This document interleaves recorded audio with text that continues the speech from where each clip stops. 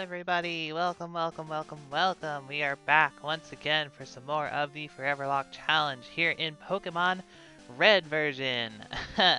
um, Hello everybody. It's been a while. It's been a couple days. But yeah, I'm back. I'm all rested up. I had a nice little vacation for a few days, and but we're back now. Hey Pingu. Hey Laura. How's it going? Yeah. Welcome, welcome, welcome, Pingu. Good to see you. Good to see you. And good to see you as well, Laura. But yeah, so had a nice little vacation. Got to visit some family. Sort of a postponed birthday celebration because I was supposed to go and see them a while ago, and then I wound up I wound up not being able to do that just due to some family issues, I guess you could say. In any case, I had a good time, but I'm back and I'm excited and ready to jump into. I cannot believe that we are jumping into the third round of the Foreverlocke challenge. It's so crazy to me. It's so crazy to me. But here we are, finishing out the gauntlet of Generation 1 games. Now, of course, this isn't the last we've seen of Gen 1 or anything like that. We will return. But regardless, Pokemon Red version. Let's do this. It's gonna be great. It's gonna be great. How are you guys today, Laura and Pingu? Jump right in here. Of course, I have my save file already made, so here we go. And we're in our room, and we're also a boy. Grr. That's okay. That's okay.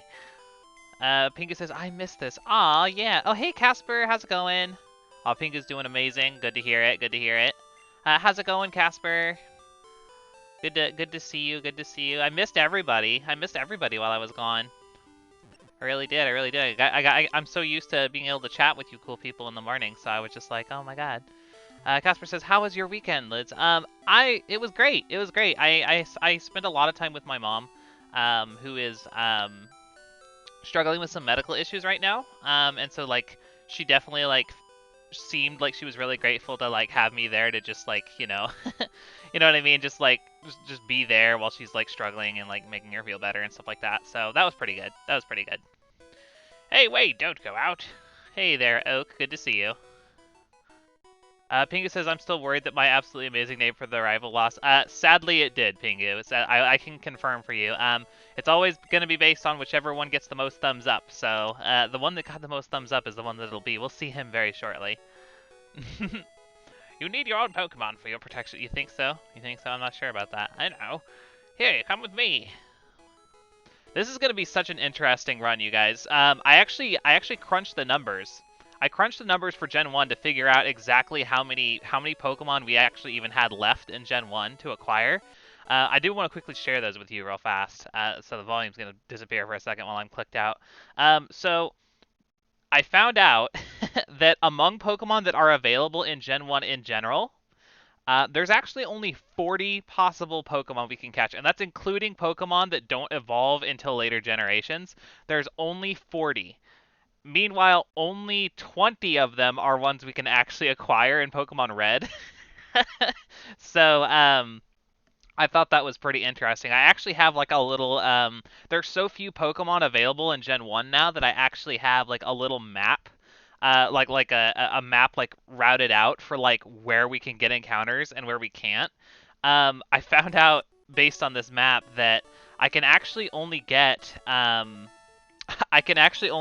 freaking. Yeah, oh yeah, it's Dapper Kirby. It's Dapper Kirby is our rival. It had the most votes. Dapper Kirby will be the one who we can all whenever our rival in this game kills our Pokemon, we can all blame Dapper Kirby in the chat. It'll be great. It'll be great. But yeah. So I found out that we actually can't even get an encounter until after we fight Brock in this run, unless of course we lose a Pokemon before then. But like, still, I find that incredibly amusing. Incredibly amusing. Gramps, I'm fed up. Oh wait, oh god, is this supposed to be my Dapper Kirby voice? Oh, well, he's just gonna sound like my usual Blue, I guess. I'm fed up with waiting. Casper says, here's to no Pokemon dying. Clinks ice and drink. Yes, I agree. We're not gonna have any losses this run. Let's be real. I think that you guys can all count on me not losing things, right? I mean, I am the winner. Oh gosh, Dapper Kirby's here, and also he's in the chat, and also he's our rival, and we're fighting him. Hey, how's it going, Dapper Kirby? Your name won, by the way. Pinky says, did I even get to name any mons in this gen? I don't remember if you did in blue or not. I don't remember if you were there for blue. It's been a while. Dapper Kirby says, wow, that sounds exactly like me. Great imitation. I like to think that I know a Dapper Kirby. Oh, that's right. I told you to come. Just wait. Hey there, Yumi. How's it going? Hope you're having a wonderful day today. Here, Lids. There are 3 Pokemon here. Haha. They are inside the Pokeballs. When I was young, I was a serious Pokemon trainer. In my old age, I only have 3 left. But you can have 1. Choose. Wonderful, wonderful. Hey, Pingus says turn every youngster into some kid with a British accent. If I remember, I will. Because I can't do Irish. Yeah, I can't do Irish to save my life. I really can't. I really can't, Pingu. Okay, so here we are, of course, at the ultimate moment here. We have the starters. The poll was really interesting to me. SBS says, "Oh, OG Red, why not fire it?" Because we're doing the Foreverlocke challenge. First off, hello SBS, how's it going? I hope you're having a wonderful day. We're doing Red because the Foreverlocke challenge includes every main series Pokemon game, so we will play Fire Red, just not right now. Once we get to Generation 3, which we do it in a rotation, Gen 1, Gen 2, Gen 3. Once we get to Gen 3, we'll Fire Red will be among the available options for sure. Yomi says I got an ad. I got an ad after I waved, so wave again. Wonderful. we saw your first wave, if that's any consolation, Yumi. But hello again. Good to see you. But yeah, so the starter poll was very interesting to me. I was kind of surprised. Bulbasaur did not win. Bulbasaur only got 1 vote, which I was really surprised about because I feel like we've run with Bulbasaur a lot as far as starter polls go. I was actually really surprised to see that it was, it only got 1 vote. It actually came down to a tie between Squirtle and Charmander, which, I mean, go figure. That seems like the most obvious thing to happen, but like I don't know. Just we've done Bulbasaur so many times. I was just really surprised. But in any case, yeah. So there was a tie. There was a tie between between Charmander and Squirtle. So that is what we're gonna have to choose between. I've got my fancy coin once again, as we did with Pokemon Shield. You guys are just gonna have to take my word for it. I've got a coin in hand. It's either gonna be a Squirtle that will eventually become a Wartortle, or it's going to be a Charmander that stays a Charmander. If you guys wanted me to do the thing, you gotta vote. That's what the poll is for. The poll in the Discord is for that purpose. So I'm sorry. I can't just do Squirtle. I can't just do it. I am gonna flip a coin. There's a 50-50 shot that we'll do the Wartortle. So we'll see. Here we go. Heads. If it's heads, it's going to be Charmander. If it's tails, it's going to be Squirtle. Dapper Kirby says, better be using the Poketch app or the flip doesn't count. Yeah, alright, Dapper Kirby. You're a real cool guy.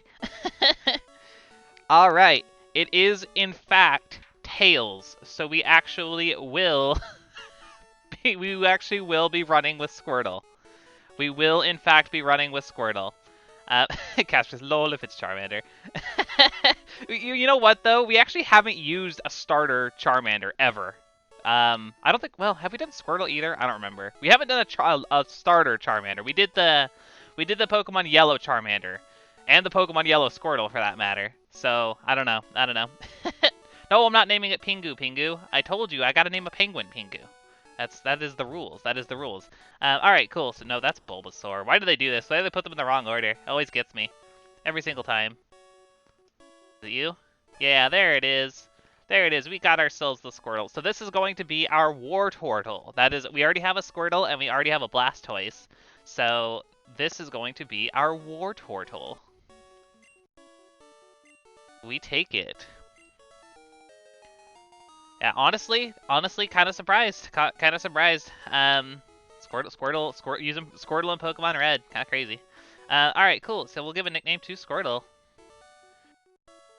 No genders in this generation, so we can just kind of name it whatever and roll with it. I could call it Ugnip. Ugnip and still honor Pingu. I mean, Ugnip is not the most flattering name. I'm not gonna lie. I'm not gonna lie. SBS suggests Drip. That's pretty good.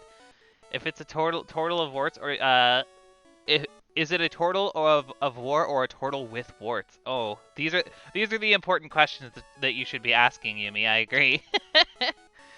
These are the important questions. War turtle, huh? War turtle. How about Wardo? I actually kind of like that, Pingu. I actually kind of like Wardo. I like Wardo. I'm gonna use that one. It's still a Pingu name, so you can't be too upset. Yeah, we're gonna call it Wardo. I like that name. I like that name for a war turtle. Oh shoot, Yumi, you're right. I forgot.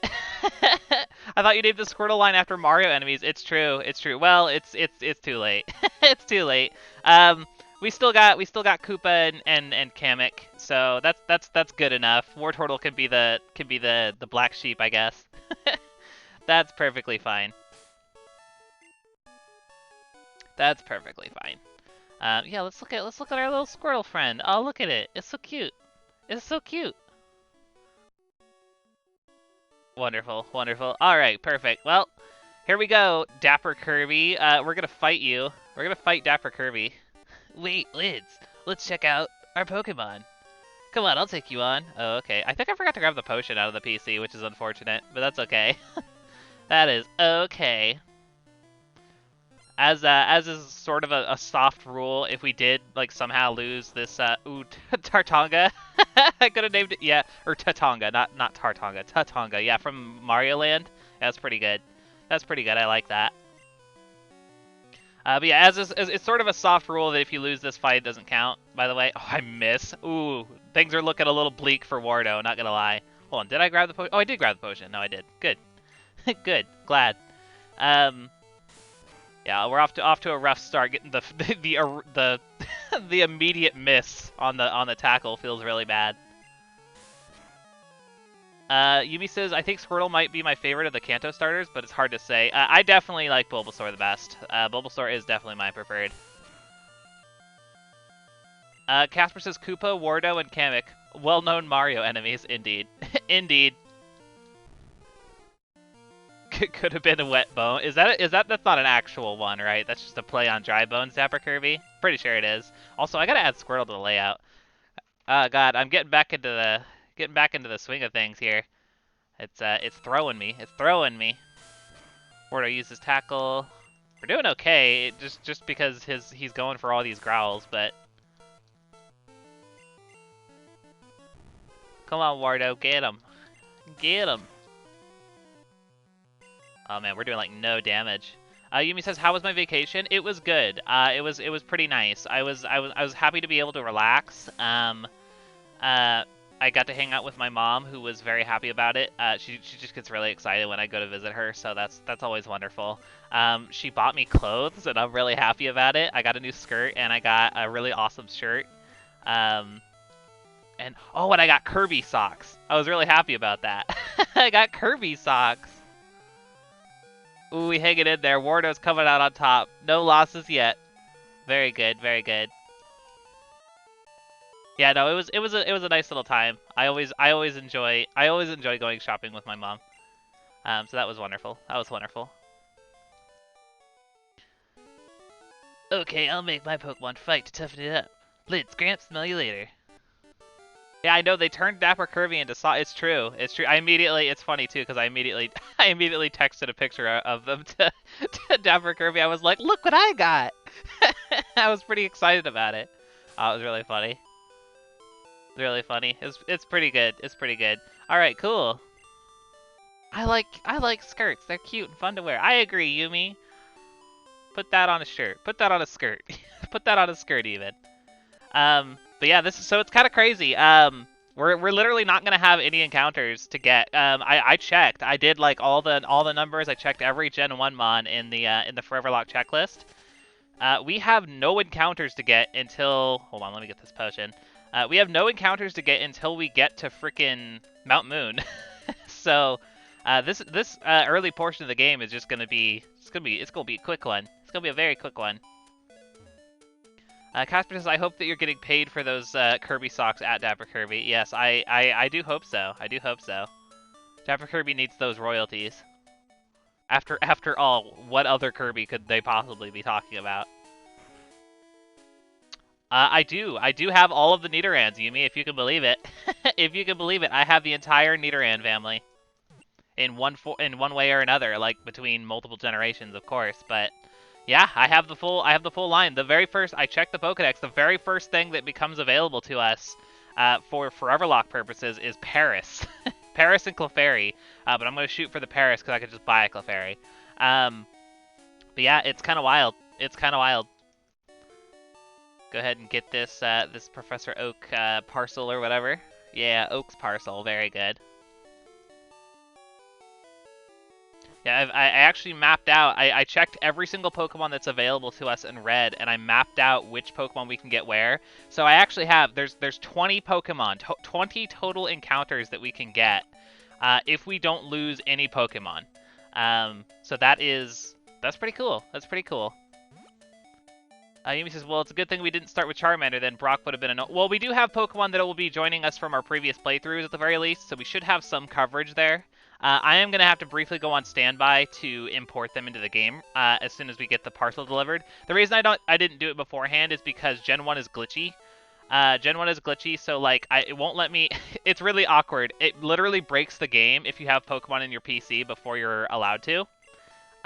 So I have to wait until I get the Pokedex to import my Pokemon in Gen 1 because the game will get really confused. I'll go to like give Professor Oak his Pokeball order, and he'll ask me how many Pokemon I have in the Pokedex instead, and I literally can't progress because I can never get the Pokedex. Yeah, so it's really awkward. What did you call me for? I hope you guys do appreciate my Dapper Kirby impression. It's pretty on point, I feel. Gen 1 is glitchy? No way! I know, it's crazy, Yumi. It's crazy. Casper says, so it's your fault that they're so expensive, Dapper Kirby. Oh, yeah, because Dapper Kirby says, why do you think Nintendo games cost $60? My royalties have given them crushing debt. Dapper Kirby owns things, all things Kirby. That's why he's so dapper. Because he can afford it. He can afford to be so dapper. Lovely. Okay, cool. We got ourselves a Pokedex. Wonderful. That was my dream, and I'm too old. I can't do it, so I want you two to fulfill my dream for me. You got it, Professor Oak. We're doing it. Very slowly, over the course of many, many games. But we'll make it happen. Alright, Gramps, give it all to me. Or leave it all to me. Not give it. I don't want it. I hate to say it, but I don't need you. I know, I'll borrow a town map from my Sith. I'll tell her not to lend you one. Haha. Alright, well, whatever, loser. Whatever. So yeah, let me head back up here. Win through compromises. Wow, Dapper Kirby, a real Furio Tigre out here. But yeah, we have the full, it's crazy. We have the full Rattata line, and we have the full Pidgey line, so we have absolutely nothing to catch on Route 1. Not a single Pokemon available here to us. Kinda crazy, Oh, and guess what? We have speed up again! Oh, it's so exciting. After playing an entire normal speed playthrough of Pokemon Shield, the idea of speed up is kind of wild. It's kind of wild. I'll obviously, as per usual, I won't spam it or anything. I'll use it when I need it, but yeah, so really fast, you guys. Like I said, I do have to go ahead and import in our Pokemon real fast. It should only take just a few moments. I should have most of it already prepared for us, but yeah. So I'm gonna go on standby for just a moment while I go ahead and get those Pokemon put in, and then you guys can see the team that I have prepared for us already assembled and such. So I will be right back, you guys. Stay tuned.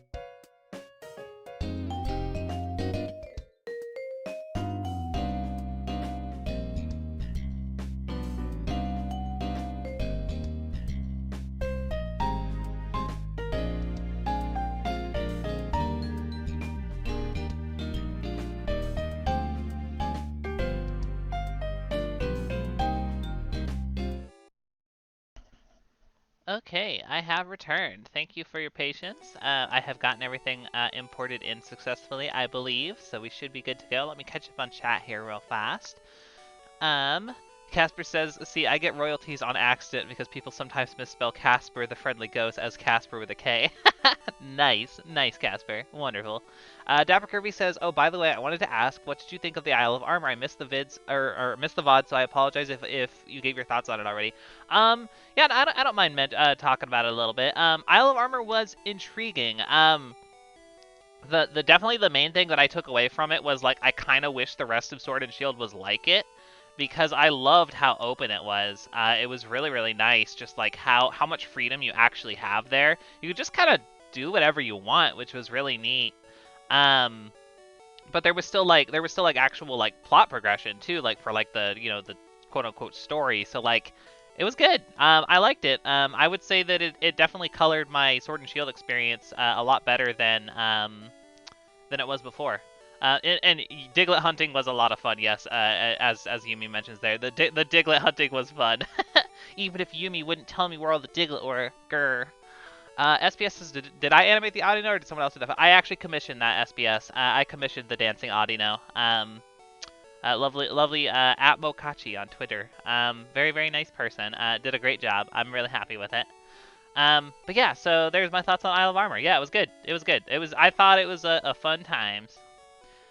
Audino do got the moves. I agree, Pingu. Yubi says it's more rewarding to find them yourselves. Yeah, alright, Yubi. You say after I spend 3 full hours looking for Diglett. Yeah, alright. Anyways. Anyways, we've got our boxes all filled up. Hopefully I did this right. It's been a while. Yeah, here we go. So yeah, we got plenty of friends in here. Completely full boxes from our previous playthroughs. Two previous playthroughs, in fact. Well, technically more if you count Gold and Silver, because you can trade Pokemon between Gen 1 and 2. So, but anyways, I have gone ahead and like basically predetermined our team, which is really cool. Based on the starter. I knew what our team was going to be roughly. It was just going to depend on what you guys all wanted my starter to be. So, but yeah, so we have a few good friends to be joining the roster. First off, is going to be PD. PD is our victory bell, which should make should make Brock absolute cake. Should be very very easy to take on the first couple of gyms here. But yeah, so Victory Bell is going to be joining the squad. It's currently a Bellsprout. So I will go ahead and add it to the squad here. Bellsprout. Brock has cake. Not that kind of cake, Pingu. God damn it. Not that kind of cake. Alright, and we have a lovely Bellsprout. Maybe? Oh god. Is my thingy being stupid? Oh no! Hold on, give me just a sec, you guys. Squirtle.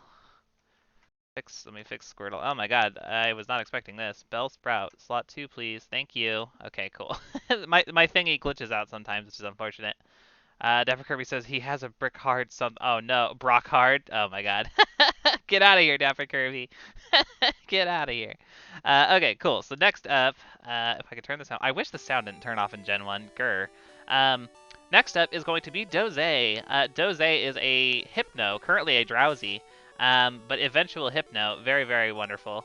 I'll just add them to the layout after I get everybody. So yeah, Doze the Hypno, currently a Drowsy. Nice little Psychic type to join the squad. Very, very cool. Very, very cool. And then our last fully evolved Pokemon is going to be Big Boss. Big Boss is our Wigglytuff, currently a Jigglypuff. I thought that would be a great addition. I love that I named it Big Boss. It's very amusing to me. Yumi says, remember that Bellsprout in the anime that absolutely destroyed Ash's Bulbasaur and Pikachu in the Indigo League? I do remember that Bellsprout, and it's hilarious. It's quite hilarious, Yumi. I love that episode.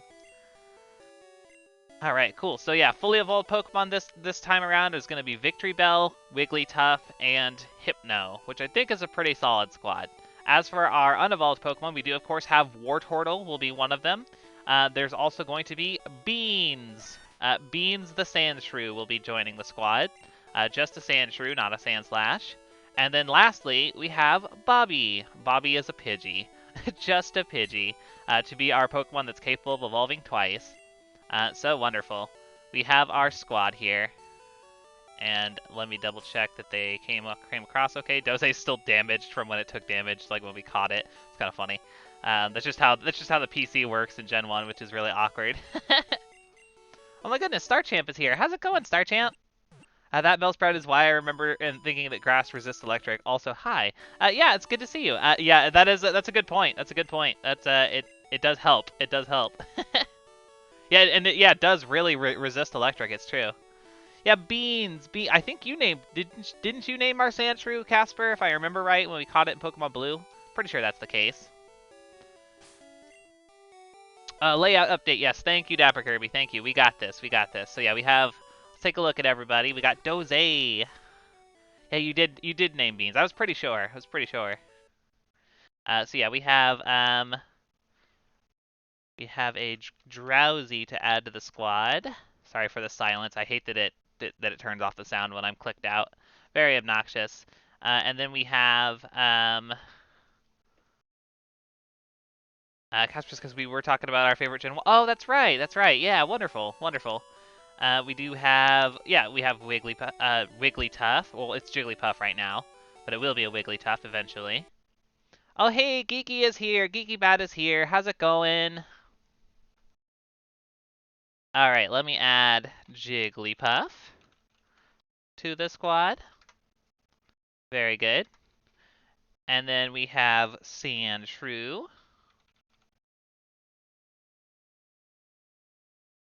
Beautiful. And lastly, we have little baby Pidgey. Bobby the Pidgey. Beautiful. Beautiful, beautiful. Yumi says that there is an episode of the Hoenn anime where they said that grass types only resist electric if they're touching the ground, so hitting them while they're in the air is effective. Oh, okay. Okay, anime. you do that. You do that then, I guess. Geeky says, how's everyone doing? And I'm good. I'm good, thanks. Wonderful. Glad to hear you're doing well, Geeky. We are all doing, or well, I guess I won't speak for everybody. I'm doing pretty good. I think everyone here is doing good. People seem to be having a good time. Star Champ says, Hoenn has electric armor, so... yeah. Yeah, that's true. Are you talking about that stupid Swellow episode? The Swellow, versus Winona episode? Where Swellow, absorbs Pikachu's electricity to make electric armor? That's absurd. Absolutely absurd. Dapper Kirby says, they say that about grass types and yet still have ground types on the ground losing to Pikachu. I know, right? Brock's Geodude takes a big fat L to an electric attack in the anime, and it makes me giggle every time. Dapper Kirby says it's almost like the anime is inconsistent, but I still love it. I know, it's pretty great. It's pretty great. Oh man, so we definitely have some leveling up to do and some non-leveling up to do, I suppose. The Swellow had lightning rod. Oh, nice, Laura. Nice.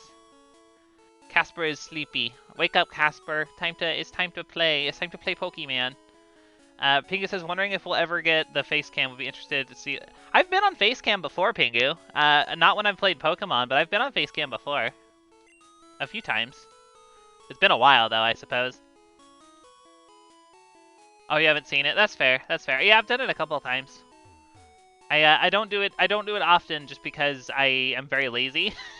I'm very lazy sometimes, and I don't like to get dressed or to a point where I'm comfortable with people seeing me.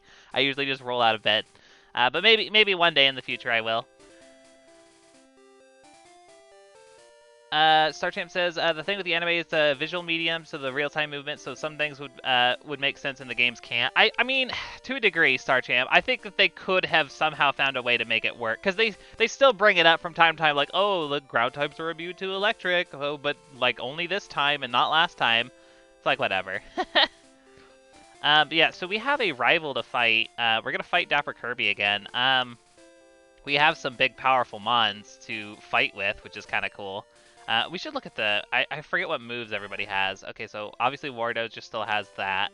Let's take a look and see what we got. Here's Petey doing the goofy Gen 1 Bellsprout dance. I love it. Vine Whip is going to be huge for us. Absolutely huge. Dapper Kirby says Lids doesn't have flesh. Spoiler alert. It's true. It's true. I am but raw muscle, sinew, and bone. That's all I am. I am a skeleton. Spooky, spooky. Uh, Geeky says sometimes it's nice to just stream without. I mean, it's true, but like I don't know, I just when I think about it, I'm just like, oh, I want to look nice. I want people to think that I care about my appearance sometimes. uh, anyways, Yumi says half the time, at least in Gen 1, they say Rock's type is immune. I know it gets me, it always gets me triggered. I guess it's just because Geodude and Onix are like the big Rock type Pokemon who are also ground. So they're just like, oh, well, they're Rock type, so therefore, but it's just wrong. It's just incorrect. Okay, Doze, what do you have? But we can't. Yeah, no. Oh, well, that's what they were saying. Is like they wanted me on face cam, Laura. They were saying that I should do face cam, but I don't know. Maybe one day. Maybe one day I'll add it to the Foreverlocke. In the meantime, I usually only do it when I play like other games. Partially because I don't even have room for it on my layout. I guess I could try and make room for it, but I don't know. We'll get there when we get there. What, you have strength? I gave strength to this Jigglypuff. Also, this derpy-ass Jigglypuff gets me every time. I love it. But yeah, nice big powerful stab move. That's kind of cool. StarChamp says, my favorite parts of the anime are when you have special types like Crystal Onyx that's immune to water. I do love the Crystal Onyx. I'm surprised they haven't done anything cool with that, like, in the games, like, in post. That would be really, really cool. maybe after I hit 200 deaths. I don't know about that, Laura. Maybe. Dapper Kirby says, I like in the Hoenn anime the trivia question that says the Viper evolves from Arbok. That one kills me too, Dapper Kirby. That's such a classic. That's such a classic. We don't have any encounters to get on this route either, so we're basically just gonna go and fight our rival, I guess. And we could probably just like switch into someone else. Like oh, we didn't. Hold on. What is? Oh, Beans has strength. Scratch, stand attacks. Yo, Beans has Earthquake. I must have given it the TM for Earthquake. That's really funny. Oh my goodness. Oh, Beans. Beans is going to... Oh my god, we could absolutely savage. We could savage Brock with Earthquake. That'll be really funny. Bobby has Fly. That doesn't surprise me. I usually do that. But yeah, that's funny. That's really funny. Alright. Well, I mean, I feel like we're probably adequate enough to fight the rival. Hold on, what does Doze have? Dapper Kirby says, I love pink phalanx. Yo, there's pink phalanx? Oh wait, are you just saying you love Kirby? Because that makes sense. that makes sense. Beans Wreckin' Peeps. It's true, Geeky. Absolutely. Okay, you just have Pound. You don't have any Psychic type moves, which is kind of unfortunate, but I think Doze should be able to fight whatever it is. But let's switch train a little bit. Let's switch train. We'll do Bobby. We'll put Bobby out front, and we'll switch train against the rival. Might as well. Yumi says, I want a Tundra pattern Vivillon that has the move Powder Snow and isn't weak to ice. That would be cool. That would be very, very cool, Yumi. I agree. The guards won't let you through. By the way, did your Pokemon get any stronger? I like Kirby, and I'm cool, because I'm Kirby. Bip-a-doop-a-doop-a-doo. That's what Dapper Kirby sounds like. Haha, just kidding. Just kidding. Although I think I have heard him say that once or twice. StarChamp says, I'd train a Flygon to withstand ice since I live in a cold desert. Ooh, that would be cool. That makes so much sense, too. I love it. I love it. Oh, Dapper Kirby saying that they'd love a Phalanx variation like that. That would be really cute. I would like that a lot, actually. Someone has to have drawn that already. I imagine someone has to have drawn Kirby in the Phalanx helmet. Or like a series of Kirbys in the Phalanx helmet. That only makes sense. That literally only makes sense.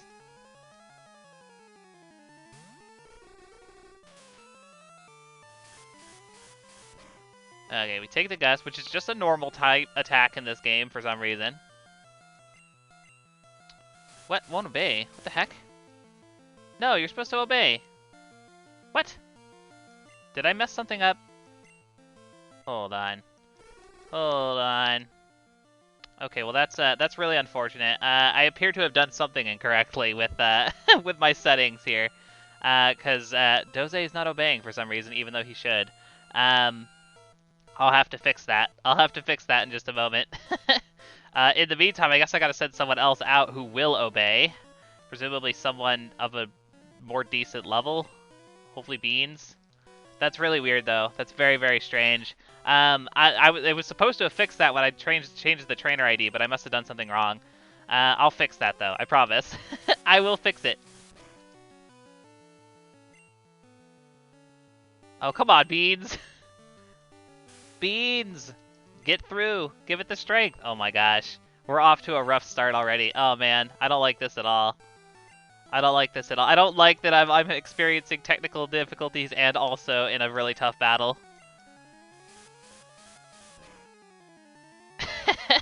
Dose is a dom. It does not take orders. Wow. That's kind of horrifying, Geeky. I'm not gonna lie. I'm not gonna lie. Yubi says Pokemon anime and roleplay and stuff have that freeform nature to break the strict rules of the game and can make them way more interesting. I mean, it's true. I don't necessarily need it to like be super strict to the rules. It just needs to be like grounded in the reality of the rules, if that makes sense. Maybe it doesn't. Like, I think that like typing should factor in at the very least. Also, this accuracy is really lame. This accuracy nonsense. Gust is just a normal type attack in Gen 1. But PD probably won't listen either if I mess that up. That's really annoying. Alright, hold on. Let me heal up. I can't believe we're already in a freaking tense battle just because I screwed something up. Okay, give it the strength. As soon as I get out of this battle, I'm going to go and fix whatever problem I caused, though. It should not be acting like that. I'm just a good foe, what can I say? I think that Dapper Kirby is employing cheat codes against us, and that's like super uncool. That's like super uncool, Dapper Kirby. Oh my god, my accuracy is doo-doo butter. Okay, how about this? We will switch out to PD. Because I want my accuracy back, damn it. And then we'll switch back out to Beans. Stop sand attacking me, please. Of course you did. Of course you did. Alright. Give it the strength. Oh, Geeky Bat is hosting. Thank you for the host, Geeky. I appreciate it. Super duper appreciate it. Yumi says games can be a good base to build from, but training a Pokemon to resist a type they're normally weak to is within the realm of possibility, I think. I mean, I suppose. Okay, there we go. We land the strength. That's what I want. Get out of here, Pidgey.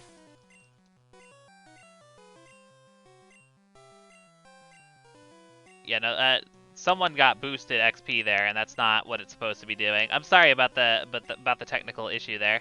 I will make sure that gets fixed. Okay, cool. Out to Doze? We've got the extra potion, so we should be okay. I mean, I know you're not gonna listen, but maybe I shouldn't have gone out to Doze. Oh well. Geeky says, "No worries. I love your streams. Easily one of my favorites." I'm glad you enjoy it here. We're always happy to have you as well. Okay, let's see. How do I want to fight this freaking Bulbasaur? Don't have a lot of great options for it. I'm not gonna lie. At least not while I can't freaking hit it. I'll try a pound. Maybe I'll get lucky. Hey, we got lucky. Nice. Pinky says, Lids has been my favorite channel ever since I found her. Aw, you're so sweet. You guys are too sweet to me. Oh my god. Oh my god. Turned away. Wah wah. Alright. Let me see if I can do... this is tough. This is really tough. I want to go out to Beans, but I also don't want Beans to get... Wait, hold on. It's level 8? What level does Bulbasaur learn Vine Whip in Gen 1? Anybody know? Does anybody know?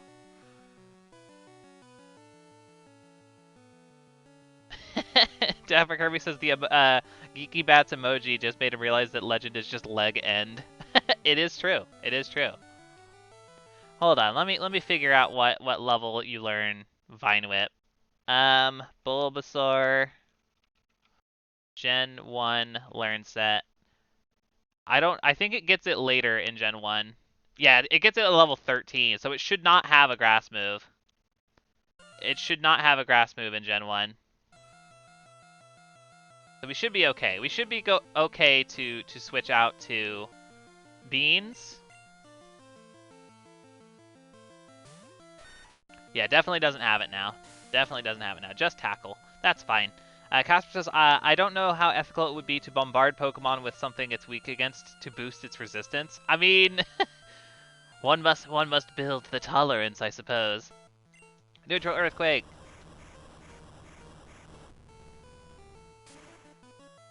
Get out of here, Bulbasaur. Wonderful. That works. It does have Leech Seed. It should have had Leech Seed. It just didn't use it. Yumi. Starchamp says the game proves that some Pokemon can also learn most of their species moves that most of their species can't, like Pika-Fly, and that really doesn't make sense either. It's true. It's true. Pokemon is not the most sensical. That's for certain. Geeky says someone does in the first series anime. It's so true. It's so true. Alright, Dapper Kirby, stop glitching me out. Stop breaking my game. I have to figure out how to get past them. You should quit dawdling, get a move on. Okay, thanks. Thanks, pal. Alright, let me go bust open Pika Hex and figure out what the issue is. I'm sure it's probably something really, really simple that I just forgot to input. So, I will be right back, you guys.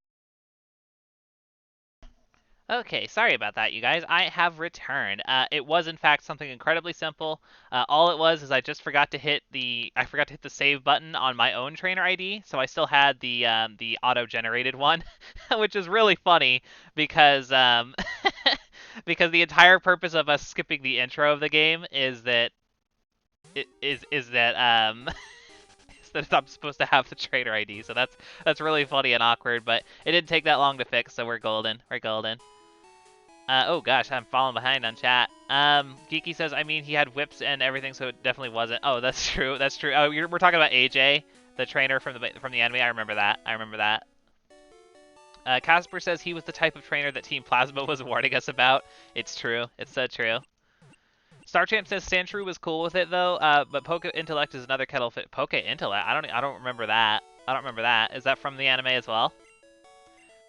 Dapper Kirby says, I warn you, and you still dawdle in Pika Hex. Shameful. I might not even smell you later now. No! But Dapper Kirby, you have to... that's what you do. That's what the rival in Gen 1 does, is smell us later. You must. It is contractually obligated. Starchamp says, Ash tried to rescue that Sandshrew and it used Headbutt on it. It's true. It did do that. Let's see here. How do we want to handle it? We have some Pokemon that we do want to get leveled up, ideally. I suppose I could break into a little bit of speed up. Obviously, we don't need to level up these ones nearly as much. I think I will go ahead and do a very, very short... We have speed up, so that's wonderful. Very, very short grinding montage just to get... Or not montage, but grinding session. So we can get Bobby, Big Boss, and Wardo at least, like, where I can use them. That would be ideal. That would be ideal. So let me go ahead and do that. I should have, yeah, grinding in progress. Let's go ahead and knock it out. As I mentioned before, there's no encounters that we can get that we don't already have until we get to Mount Moon. So we're just gonna make it happen. Do some very, very quick grinding. By the way, is oh, actually, hold up. Starchamp says Ash tried to rescue that Sandshrew. Use Headbutt on it. Okay, yeah, cool. We're caught up. That's true. That's true. Anyways, Let me know how volume is. I meant to mention that earlier. I did have to tweak volume. I always have to tweak volume when we go back to Gen 1 because sometimes it's too loud, sometimes it's too quiet. If I need to make any adjustments to it, do let me know. I would very, very much like to know about that. If you guys need it louder or quieter or whatever, what have you. Okay, cool. In progress. Okay, yeah, looks good. Looks good. Sorry, I'm like, it's been a hot minute since I did stuff in OBS, so I'm all like, oh my god, what do I do? Yumi says, well, there's an issue of people or Pokemon in this case not realizing that they are in abusive situations and are still attached to their abusers, making it hard to approach. I think you have a good point there, Yumi. You absolutely have a good point. Such as Ash's Charmander, right? Like that's a whole thing. That's absolutely a whole thing about like the Charmander still loves whatever his name was because it's his trainer. I do have to be careful with speed up in Gen 1 because I don't wanna accidentally overdo it. Yeah, we want to get Bobby caught up here. It's a nice little squad we got going on here, though. Lots of type variety, which I appreciate. We're only doubling up on normal type, and let's be real, Pidgey might as well just be a flying type. Kinda nice, not gonna lie. Oh man, it's kind of funny. I've been away for just the 3 days, but already my voice is just like, what? You talk a lot? This is crazy. This is so crazy. All right, I'm thinking like level 8 will probably do it. That seems like a decent range for now. Shouldn't take too horribly long. Dapper Kirby says, this is too deep for my pet RPG simulator. It's so true. It is a little deep. It is a little deep. Okay, level 8 on Bobby, beautiful. Go ahead and swap on over to... We'll do Wardo next. Casper says, also this is getting kind of heavy, so maybe we should put a stop on this. Oh, yeah. Starchamp says Alakazam has 1 million IQ or something ridiculous, but humans married to Pokemon, they seem to have the ability to make choices and have languages. So are they animals we entered a symbiotic relationship with, or are they human levels of sentience? It's hard to say. It's hard to say. The world may never know, Starchamp. There is a lot of weird vagueness to the lore, I suppose. Vagueness that Game Freak doesn't really seem to have any interest in actually clarifying on, which is always really funny.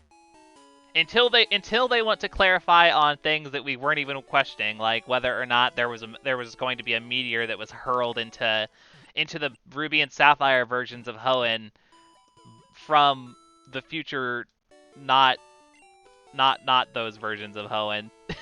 It's all very the lore of Pokemon is something else. It's something else, let me tell you. Yeah, 5,000 IQ. That is absolutely absurd. Yeah. Freaking Alakazam just got his IQ test back and it was like 500, and then he just added a 0 to make himself look cool. We all know that that's what happened.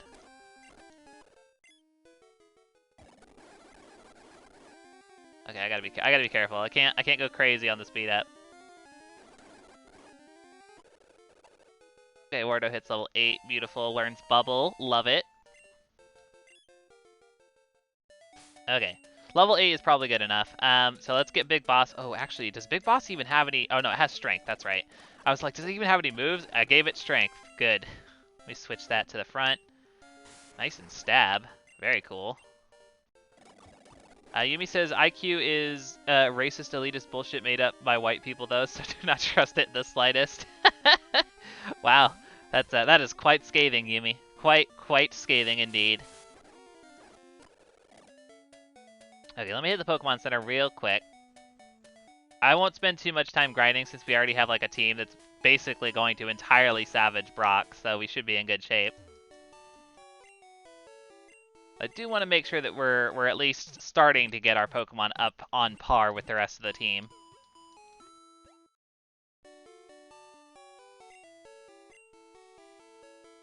Dapper Kirby says, I like the part where Sun and Moon didn't want to add Megas, so they just retconned the lore so that they canonically so that it canonically causes massive pain and trauma to the Pokemon when it happens. I thought that was always... Wasn't that always in it? I thought that was even in the Pokedex entries in X and Y. But I could be wrong, though. I don't know. I don't know.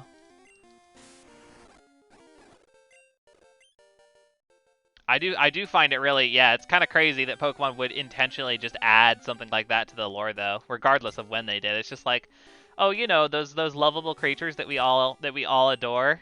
Well, guess what? They're in writhing pain, and it's your fault. Your friendship with your Pokemon caused this. It's like, oh, oof. That is unfortunate. Geeky Bat says Megas are the best in my opinion. Megas are great. I mean, let's be real. I think that they're one of the most solid additions in recent memory. Gigantamax sucks, Dynamax sucks, Z-moves suck, but Megas, I mean, they really tapped into something very special with that concept, and it baffles me that they would go and abandon it. It really, really does. It really, really baffles me. I don't understand why they wouldn't just like keep the ball rolling on that. Yeah, no, it's true. It's true. I agree, Dapper Kirby.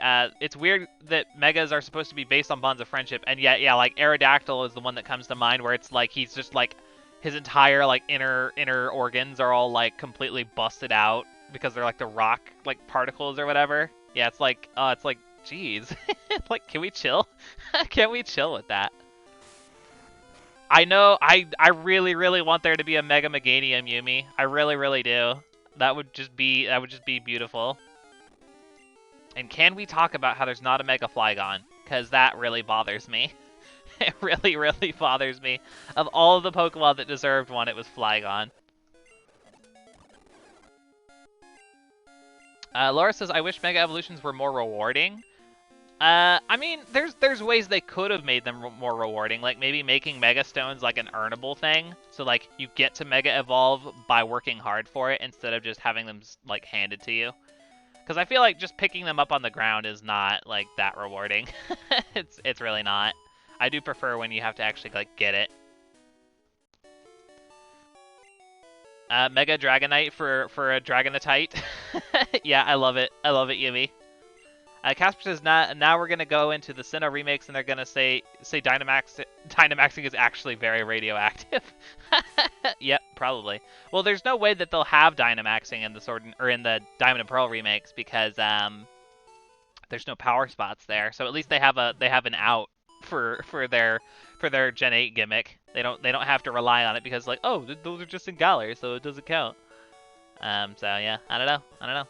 Yeah, I always thought that too, Laura. I do think that Mega Stone, like, you should have to have, like, max friendship with your Pokemon in order to Mega Evolve. I agree. That just makes sense, because they literally say that in the game, that you have to have a bond with your Pokemon, and then it doesn't even matter. It doesn't even matter. You could get a Charizard off a Wonder Trade, and it'll Mega Evolve just fine. So, I don't know. Very strange. Big Boss hits level 7. Very good. Starchamp says, I remember there was a Pokedex fan-in project on TV Tropes looking to make the Dex in a history of Pokemon more logical. I wonder if it's still being worked on. Yeah, that'd be interesting. If you do happen to find that, Starchamp, feel free to link it in the Foreverlocke Discord. I would love to see that. That sounds cool. Dapper Kirby says, that would be cool, Laura, but I want friendship to be changed because it's kind of grindy and hard to track. I agree. I wish it was just a stat on the status screen at the very least. Wouldn't need to be anything crazy. Just like, honestly, just having it available on the status screen like any other stat would be like perfect. That'd be good enough for me. Because at least then I could just like, you could like walk around. Like, because one of the things you can do to raise friendship is just walk around. So you could like walk around and then actually be able to like track your progress with the Pokemon. That would be ideal. That would be ideal. Curry made friendship super easy. I never did anything with the Curry at all, Yumi. So I guess I wouldn't know. I only ever played. I have now played Pokemon Shield a whopping twice, and that's it. That is all I have done with Gen 8. So I would not have known that.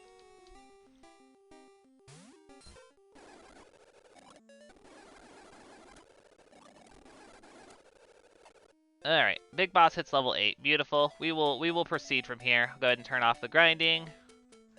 I think we should be okay to go ahead and start advancing through Viridian Forest. It's so weird doing a Nuzlocke and not even like catching Pokemon in the early game. It's very strange. Very strange, but I already figured it out. There's like nothing for us to get, so kind of wild. Yumi says, you never made your Pokemon crate? No, I didn't, Yumi. I didn't. Is it fun? Is it a fun minigame? Dapper Kirby says, Poffin gang for life, yo. Well, you're about to get your wish there, Dapper Kirby. You can make all the Poffins you want in Brilliant Diamond and Shining Pearl. Alright, I will get Pokeballs just for when we get to Mount Moon, but we don't need them right now, so we'll just keep going. Alright, beautiful. So we'll head up here and make our way into Viridian Forest. And I guess we'll just start our classic rotation system until we get everybody caught up. Makes sense. Yumi says it's an okay minigame, but it's cute to see them eat. Well, that's nice at least.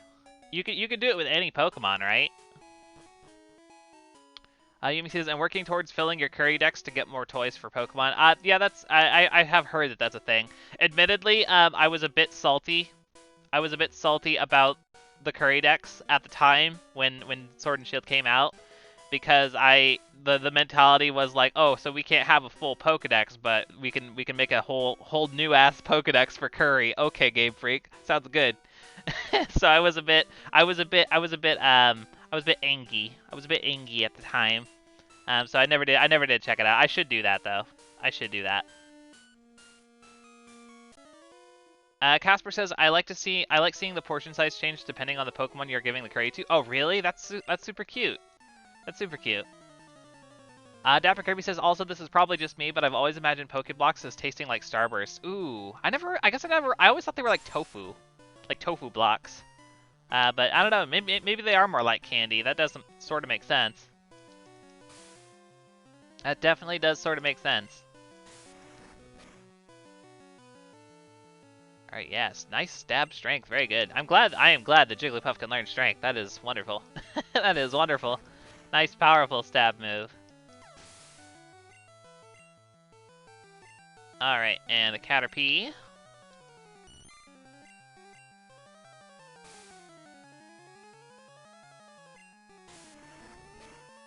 I definitely need to turn the volume down in my head a little bit, because that's a little loud. It's a little loud for me.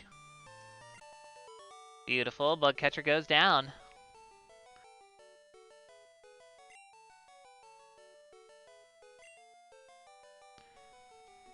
Yumi says, in general, baby bugs get big portions and the full-grown moth gets small portion, which makes sense in real life. Aw, how lovely. That's very wholesome. Starchamp thought that the Pokeblocks would taste chalky. Oh, that's so interesting. Yeah, like just pondering what these things are. I never really thought about it that hard, I suppose. For some reason, the first thing that popped into my mind was like tofu, like that they'd be like kind of spongy. But yeah, I don't know. Interesting, very interesting.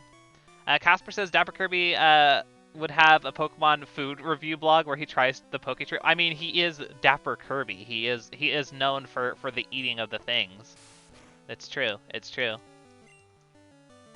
Yumi says Snom getting a giant pile of food. It's great. Aw, how wonderful. How wonderful and wholesome. I love it. I love it. Oh, we're poisoned. That's unfortunate. We are poisoned, but we're not a fairy type yet, so it's not super effective. Big boss hits level 9 though, so that's pretty cool. Learn Pound, alright. Kakuna. We switch. Let's go into Bobby. Well, we don't have any super effective moves yet, do we? Now that I think about it. Oh well. Oh wait, no we do. We have Fly. Forgot about Fly. Haha.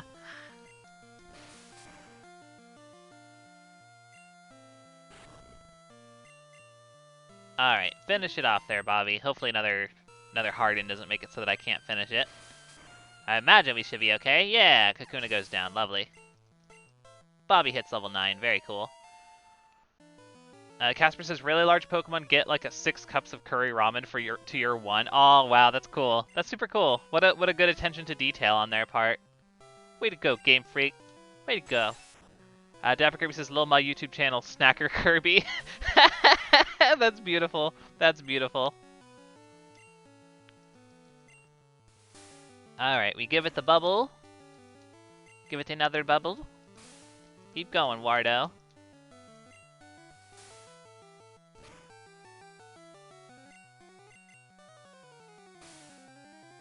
Okay, string shot's fine. Just don't poison me. That's all I'm asking. That is all I'm asking.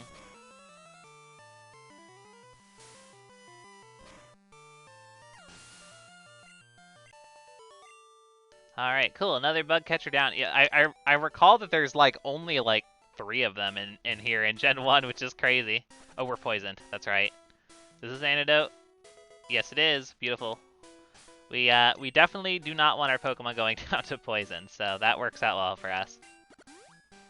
Lovely.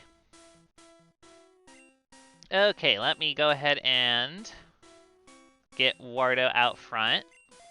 But yeah, as I recall, it's just those 2 trainers. There's no one up north here like there is in Fire Red and Leaf Green. Oh, wait. Yeah. And then there's in Fire Red and Leaf Green, there's another dude right here, but he's not here in Gen 1. And then there's the last guy with the level 9 Weedle. I remember how this goes.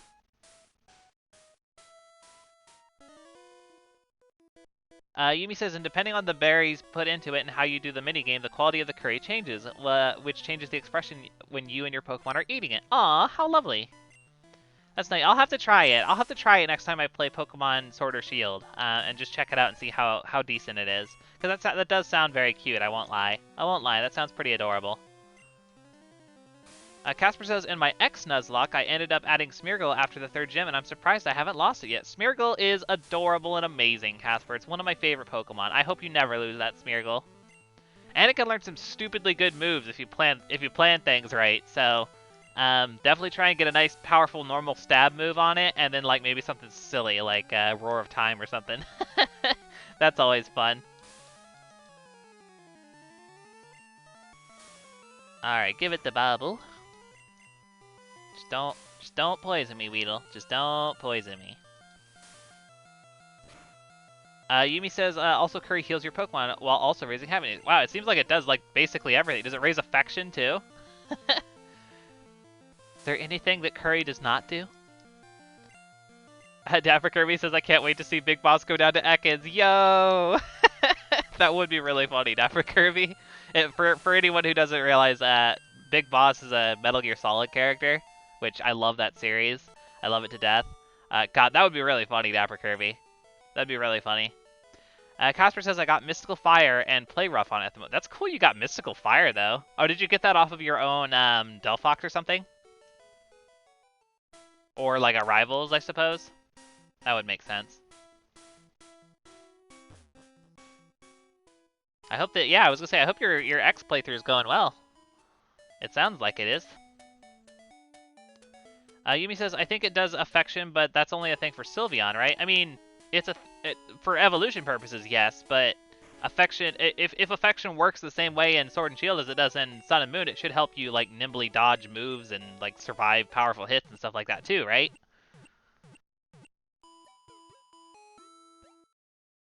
Alright, cool.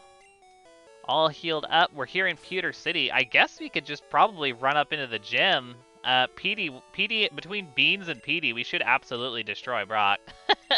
Like, I know that, like, we've got a good chunk of our team, like, pretty knocked out here, but let's lead with PD against that first trainer. And then we should be good. Casper's, I got it off of Calem's Delphox. Ah, cool, that works. That'll do the trick. Yumi says, pretty sure it's just friendship, happiness, or whatever. So it's not not affection then. Okay, interesting. Because yeah, friendship / happiness are the same thing, but affection is something separate. That's like the hearts, the little hearts on the bottom screen in Sun and Moon, in Pokemon Refresh or whatever. Yeah, they are different. So I'll be curious. I'll have to look into that. I would be curious how that works. All right, let's fight this guy. Let's fight this guy with PD.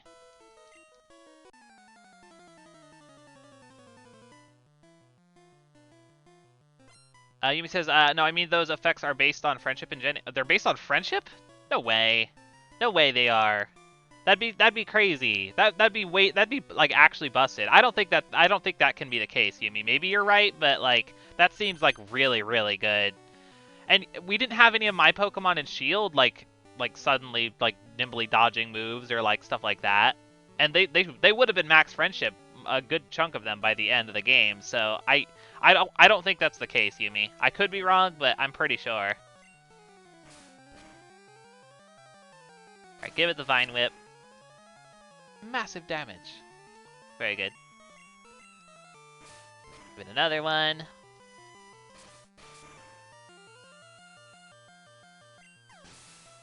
Yumi says because there's a cap to friendship that you can get with Curry. Huh. Or that you can get without Curry. Okay. I'll have to look into it. I'm really curious now because that sounds really intriguing. Yeah, I'll have to look it up. Because that sounds, if you can actually raise your friendship with Curry, that sounds actually pretty busted. So yeah, I'll have to check that out for sure. PD hits level 14, very good, very good. Ooh, let's see. Yumi says in Generation 6, Affection, a separate mechanic was introduced. However, from Pokemon Let's Go Pikachu and Eevee onward, Affection no longer exists and Friendship has all of its effects instead. Huh. How does that work with Sylveon then? Cause how does it know to do Sylveon instead of Umbreon or Espeon? Because they evolve by friendship during the day or night, which, you know, can only be one or the other. So how does that work with them? Or does Sylveon have a special mechanic where you have to specifically play with it or whatever? I would be very intrigued to hear that. That's so odd. It makes sense. I think everyone can agree that if the Eevee has a fairy move. Oh, okay. That's interesting. So that means that if you're trying to get your Eevee into an Umbreon or an Espeon, you can't have it know a fairy move when its friendship caps out. But if it does know a fairy move, then it will turn into Sylveon. Interesting. That's very strange. It makes sense, but it's just, yeah, how weird. How weird. They had to really jump through a lot of different hoops to make that happen, huh? Kind of crazy. All right, let's see if we can't take on our first gym here, you guys. We're taking on the very first gym of our 16th playthrough. Kind of wild. I'm gonna save real quick, and we're really blasting through. It's only been a little over an hour since we started, and we're already taking on Brock, which is pretty wild. We may be able to like blast through part of Mount Moon today, which would be really cool. We shall see. Curry friendship party! Yay, Casper! Alright, Brock, give us your worst. Yumi says, Umbreon and Espeon should just be Moon and Sunstone, respectively, to be honest. I mean, I agree. They really should be, but they're not, for some reason. Yumi says, it evolves from Eevee knowing a Fairy-type move and having either at least 2 levels of affection in Generation 6 and 7, or high friendship in Generation 8. Yeah, how strange. How very strange that they would introduce a mechanic and then immediately abandon it. I guess not immediately, but after 2 generations. Sylveon could be Shiny Stone. That makes sense. Yeah, I agree. They did retroactively make it so that Glaceon and Leafeon evolve with a Leaf Stone and Ice Stone. So, like, there's not a whole lot of reason they couldn't just do that, to be honest.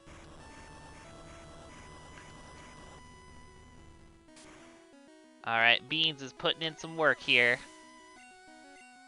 Beans hits level 11, very good. Let's see, do I stay in or do I go out into our if I could go out into Wardo. That'd be a risky play right there. That'd be a very risky play. I'm just gonna savage him. I'm just gonna savage this Onix. I won't even feel bad about it. Get him, Petey. Oh god, hello Gen 1 Screech. I see that you're still doing well. Dapper Kirby says Sunstone really looked at the Noonstone and said this could be worse. God damn it. Casper says Pokemon making a mechanic and then trashing it in the next generation game. I know, it's crazy. It's crazy. I can't believe that they do that. You meant Moonstone, Dapper Kirby, but I love the idea of the Noonstone. It's a stone that when you give it to your Pokemon, it makes you realize that it's time for lunch. That's all it does. Oh, it's great. It's great. Alright, beautiful. Well, the first badge is ours, you guys. The first badge is ours. How wonderful. I can go ahead and update the layout. Oh, bam! Beautiful. We have a lovely boulder badge. Yeah, Brock goes down like an absolute pushover, as he often does, especially when we have a team like this, where we just have so many Pokemon that just can absolutely destroy his Rock-type Pokemon. Very, very cool. And yeah, like, it's crazy, because I'm used to, like, ending stream right around the time you finish off the first gym, but we had so little to do before taking on the first gym this time around that we can honestly just keep going, so we will do just that. We will do just that. I'm going to go hit the Pokemon Center real quick. Yeah, badge 1 get, indeed, Star Champ. Very, very good. Most pleased, most pleased. Casper says use the Noonstone for midday Lycanroc. Nice. I love it, I love it. Dapper Kirby says I have a Poke joke to share. Please do. Please do, Dapper Kirby. We all love the Poke jokes. Yes, easy, Geeky. Absolutely. Easy, easy, easy. Let's make our way through this Route 3, I believe, is this one. That we'll be coming up upon. And let's see here. We'll definitely want to start getting the rest of our guys caught up here, so I'll put Wardo out front.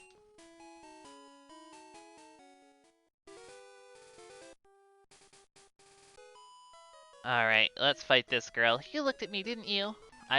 Maybe I did. You can't prove anything. Dapper Kirby says, who would be more likely to go skydiving, Geodude or Pikachu? Well, let's hear it, Dapper Kirby. Who would be more likely to go skydiving? Okay, Wardo, give it the bubble. Oh boy, my favorite, Sand Attack.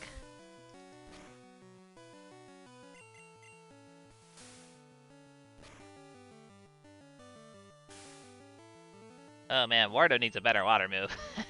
I do think we get the TM for Water Gun in Mount Moon, but it also might get it by level up. I don't remember. I don't remember Squirtle. Honestly, Squirtle is the one that I use the least often among the starters, so I am least familiar with its moveset. Dapper Kirby says Geodude because it's a little boulder. Ha! That's pretty great, Dapper Kirby. That's pretty great. I like it. Everybody clap for Dapper Kirby. Well done, well done. Well done, sir. Clap or facepalm, I suppose, if whichever strikes you. Oh god, can you chill, Pidgey? This Pidgey, though. Hold on, let me heal.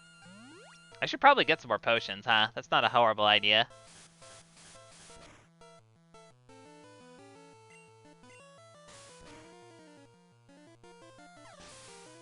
Beautiful. Noonstones make Clefairy evolve. Make Clefairy into Clefoible. Clefoible. What the heck? That's amazing. All right, another Pidgey. Let's go out into Bobby. All right, give it the fly. Yeah, once we get to Mount Moon, we'll have the opportunity to get our first catch of the playthrough, ideally, if things go well for us. We actually want to grab ourselves a Paris. We have a Parasect, but we don't have a Paris, so we definitely want to snag one. Alright, land that fly. Beautiful.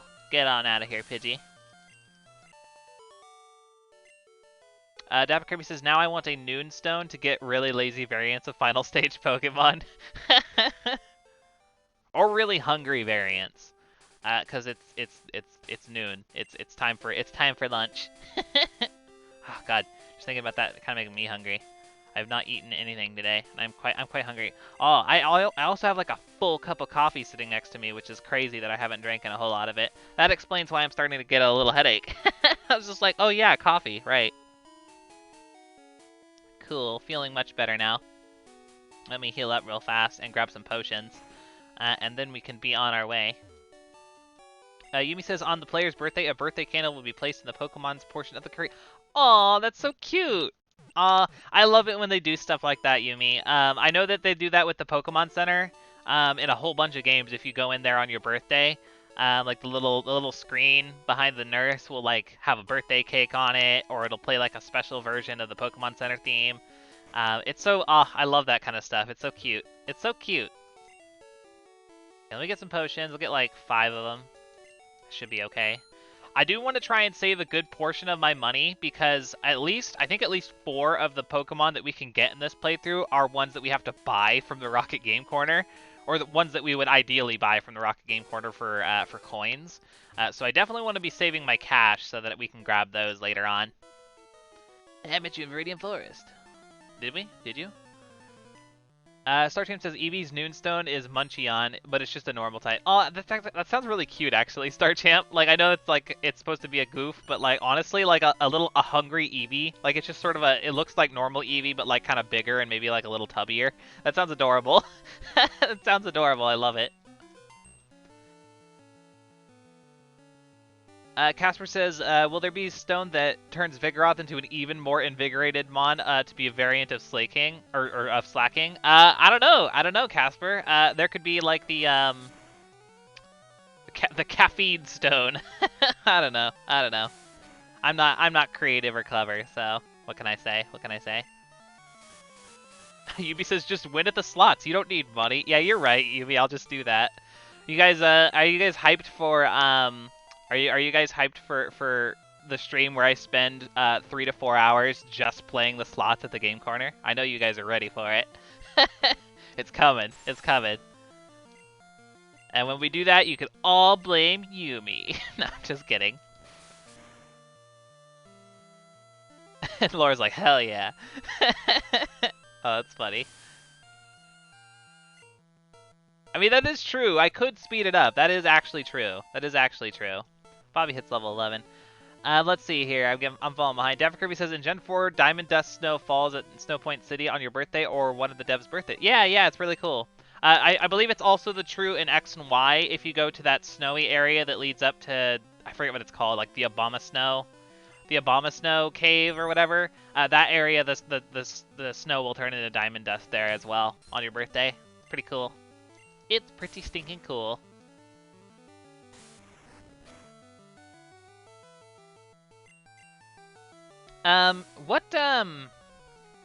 What moves does Jigglypuff get by level up? Because we could actually grab ourselves Wigglytuff really, really fast if we wanted to.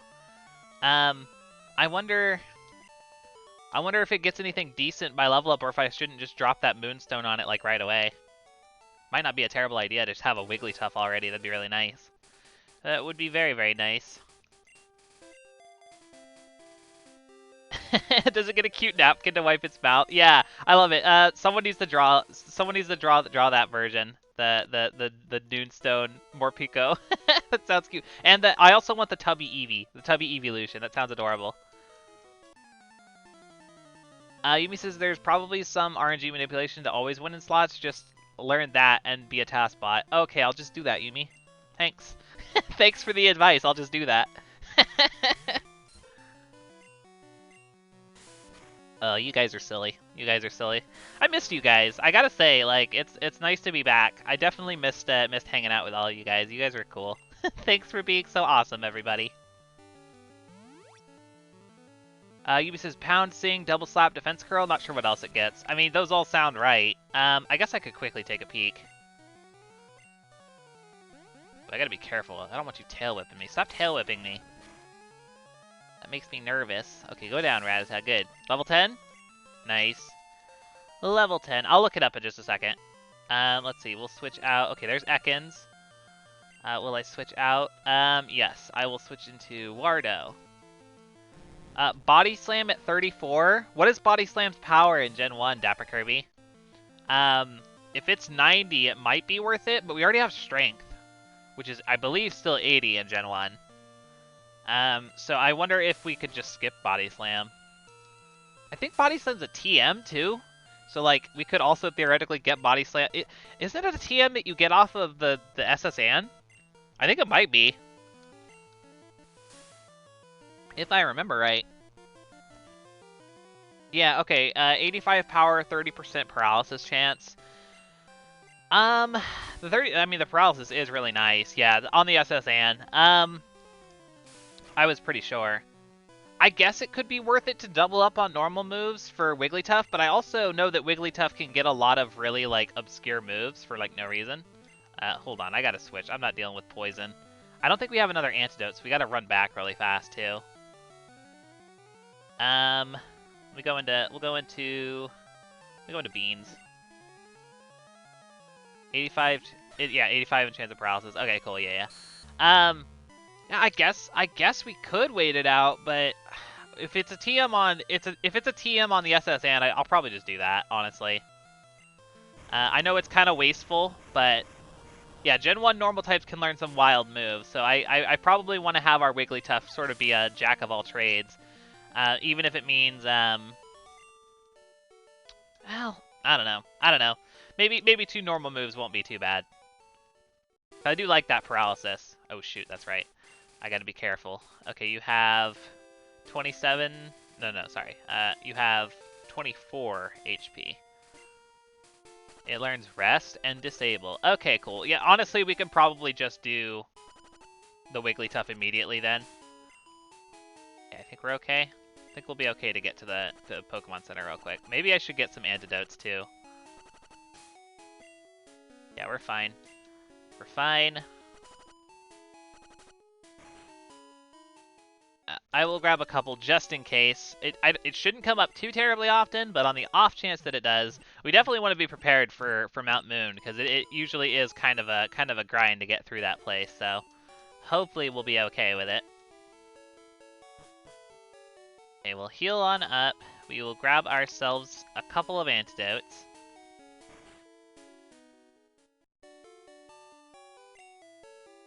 Just in case. Again, I do want to try and save a good amount of cash for the game corner. I don't really feel like like gambling away my money on the slots. I know, quite blasphemous, but I don't know. We'll see. All right. Next up on the chopping block, let's leave Big Boss out front. That's fine. Yumi says, can someone please tell me why Rest and Agility are Psychic-type moves? I have always wondered that myself. Agility I can sort of understand, like you're enhancing your speed with, like, Psychic Ninja powers or whatever. So you could, like, if you squint, you can kind of see that one, but Rest makes no sense in my opinion to be a Psychic move, because that's like the epitome of, like, normal. There's a normal type Pokemon that's infamous for resting specifically. So it's just like, what? Why is it not a normal move? Very strange. Dapper Kirby says, don't use the Moonstone. Wait for the Noonstone to get Piggly Stuff. Piggly Stuff! Oh, I love that name. I love that name, Dapper Kirby. Piggly Stuff. Oh, can someone draw Piggly Stuff for me, please? This is very important. I know I'm asking for a lot of art here, but I need to see what Piggly Stuff looks like. That's so cute.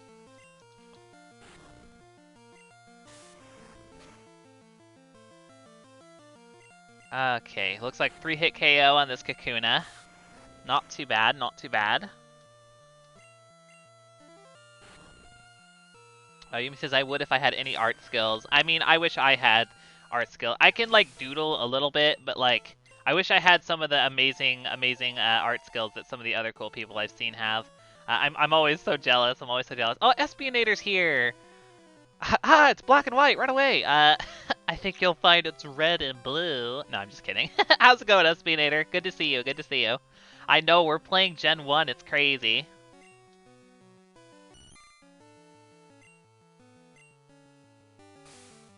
Okay, give it the strength. Ba-boom. Okay, not too bad. Finish it with the pound. Dapper Kirby says, I'll post my artistic rendition after I get off the bus. Wonderful. I'll be looking forward to it, Dapper Kirby. Make sure you post it in your art, and of course sign it with your signature Kirby footstep, I imagine, or your Kirby footprint. Because as we all know, Dapper Kirby is actually Kirby. Like he's just a Kirby. Espionator says, lol, going fine, I guess. Had a good race this weekend, but also had to deal with my ex, unfortunately. Yikes, yikes. Dealing with the exes is never a fun time. Well, I'm glad to hear that the race went well, at least. Espionator is runs like marathons and stuff like that, which is crazy. It's so crazy. That's like inspiration for me, considering that I can barely get off my butt to play Ring Fit Adventure. But I try. Yumi says, could have played on the Stadium Game Boy Tower for some color. Oh, that's true. There, technically there is, like, quite a few things I could have done to, like, I guess, spice up the visuals. I could play with the Super Nintendo Game Boy filter. So, like, if you... Oh, gosh, excuse me. If you were to play Pokemon Red or Blue on, like, the Super Game Boy cartridge in your Super Nintendo, then it like, is in, like, this, you know, it's, like, in color, but, like, I think it's only, like, one color or whatever, and it has, like, a border or something. I don't know. There's a lot of different ways that I could do it. I also saw that there's a mod. I wasn't sure how you guys would feel about it. There's a mod out there for Pokemon Red and Blue that not only puts it in color, but also gives it, like, some, like, modern UI tweaks, like visible experience bar, like some like gold and silver looking, like changes to the, like, status screen, stuff like that. I wasn't sure how I felt about that, because it felt really weird to, like, play, like, a non-vanilla version, if that makes sense. Like, because, like, to be clear, I don't, as much as I love, like, ROM hacks and stuff like that are out there, lots of really, really cool stuff. Like, people are so talented with that sort of thing. And as much as I love them, I didn't want to, like, play any of them for the Foreverlocke. I wanted the Foreverlocke to be, like, perfectly vanilla, if that makes sense. Like, you could literally do the entire challenge with just your own cartridges. Was sort of like the idea. I didn't want to, like, get too, like, crazy with it, but I did think about using that red and blue mod, but I ultimately decided against it just to keep it, like, perfectly authentic, which I guess is also why we're playing it in black and white. But I don't know. It's maybe it's something that I'll think about in the future if there's, like, demand for it, I suppose. All right, give it the strength. Oh, I guess we could probably switch Big Boss out now, but holy cow, it's a critical hit. Yeah, no cakes to the Foreverlocke, indeed. Vanilla, except, yeah, well, PK Hex's main, like, function is only for, it's, like, only for transferal and for the trainer ID thing. Which you don't have to do the trainer ID thing for the Foreverlocke. It's not required or anything. It's just something to, like, make it so it's not too easy is the main thing about it. Because I didn't want it to be, like, so easy to the point where, like, my Pokemon were getting crazy experience from just, like just from normal leveling up as a result of being considered traded Pokemon and all that stuff. So that's kind of the idea of, like, what I was trying to avoid. Poor Excadrill. Oh no. Yumi says, I mean, even when you play the games on a Game Boy Color, there's some color. That's true. I'll look into it and see if I can't get, like, a filter for it so that it plays in color at the very least. I'll look into it, you guys. If that's something that you guys are into, I will try and make it happen. I think there may even be a setting for that in the emulator that I'm using for the game, so, like, I could probably make it happen. I could maybe even make it happen tomorrow. I will do some research. For you guys.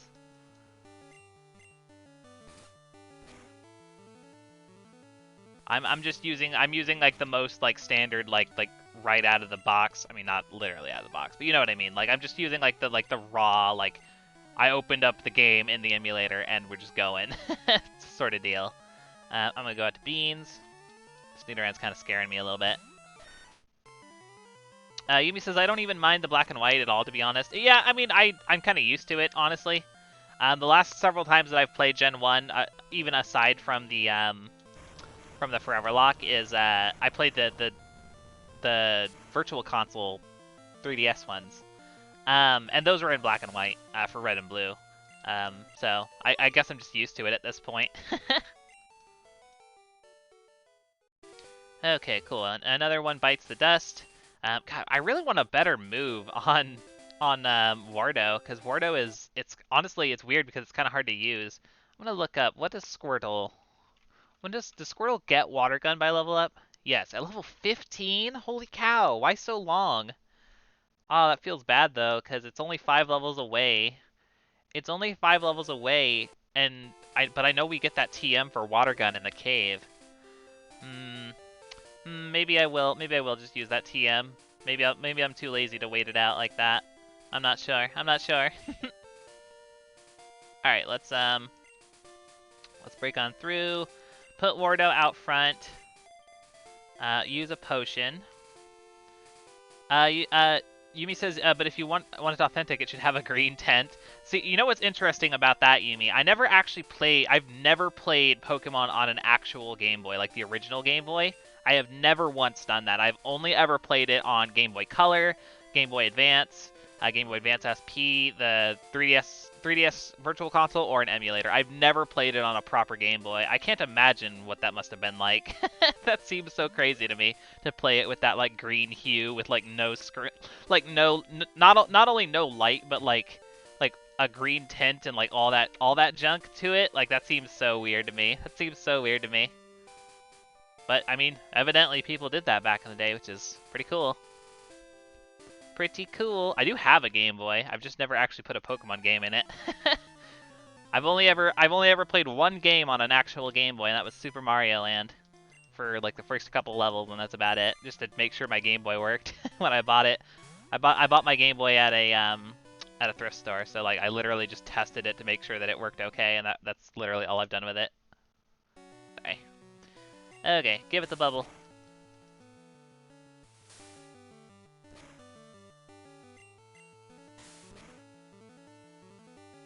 Alright. We're doing pretty good.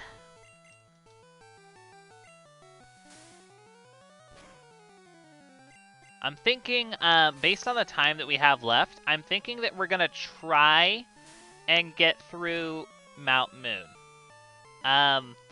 I could theoretically try and do like a short stream and like stop here, but I kind of don't want to. I kind of don't want to do a short stream. I rather enjoy hanging out with you guys. So I think I'm gonna try and make this a longer one and just try and blast all the way through Mount Moon, and that could be where we wrap things up today. I think that sounds like pretty reasonable. Okay, Metapod is coming out. We will go into Bobby. Yumi says, yeah, I'm not sure I've ever used an original Game Boy, to be honest. I have a Game Boy Color, though. Yeah, I have a Game Boy Color, too. Yo, I'm actually really excited about it. My first Game Boy was the Advance. I got the Advance. It's funny. I got Game Boy Advance and Pokemon Yellow, which of course it's backwards compatible, so it's fine. But like, it's weird that those were my first. That was my first game that I played on my Game Boy Advance was Pokemon Yellow. But I got a Game Boy Color, the purple like clear one. I got a purple clear Game Boy Color at a garage sale when I was like 11 or something like that. For like $1, and I still have it, and it works great. It works great. I pop in a game in it from time to time and just diddle around a bit, just because it's cool to play on a console that I'm not as familiar with. Yeah, it's kind of neat. Geeky says I have the yellow Game Boy Advance and 2 Advances, a few different DSs. Nice, nice. Yeah, I have a huge collection of handhelds just because they're nice to have. I've got all sorts of them. At one point, I had 8 3DSs and 6. I think I still have 6 DSs. But yeah, yeah, I have a lot of handhelds. They're fun to collect, to be honest. They're really fun to collect.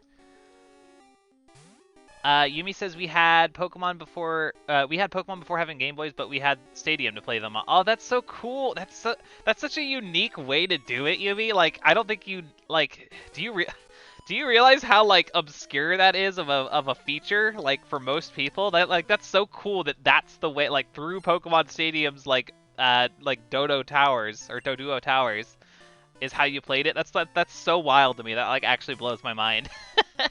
That's very cool. Okay, ooh, level 14 Jigglypuff. Holy cow. That's a strong one. Disable, okay. Tackle was disabled. Darn. I'm gonna switch just because you're stupidly high level. I'm gonna Earthquake you. Yumi says, my DS Lite is the Dialga Palkia one. Nice, nice. I have, let's see, for collector's editions, I have the Pokeball 3DS. I have the Super Nintendo, 3DS XL, new 3DS XL. And then I have, for DSs, I have the black and white special edition DSi, that has, like, Reshiram and Zekrom on the front, the black one. Yeah, so I have a lot of them. It's really cool. Yeah, I love collecting. I for those who don't know, I'm actually something of a retro game collector, or retro game console and game collector. So I have like a lot of like cool stuff like that, and I'm always looking for more. I'm always looking for more when I have money, that is. Okay, cool. We're doing pretty good. Making our way through. Just fine, it seems. All the trainers on Route 3 are squared away. Here we are on Route 4. Technically a gift Magikarp in this little place, but we already have Magikarp and Gyarados, so we do not need it. Heal on up, and yeah, I think we're gonna try and make our way through Mount Moon if we can. I think it sounds like a good plan. Unless and the way I see it is we will try and make it all the way through Mount Moon unless something happens. Like if we lose a Pokemon, maybe we'll stop there so I can grind up whatever we have to add to the team, but ideally we don't lose any Pokemon, so we'll see how that goes. Yumi says, yeah, I was really young at the time, so I don't really remember, to be honest. The Pokemon game was for my older brother. Oh, I see. Interesting.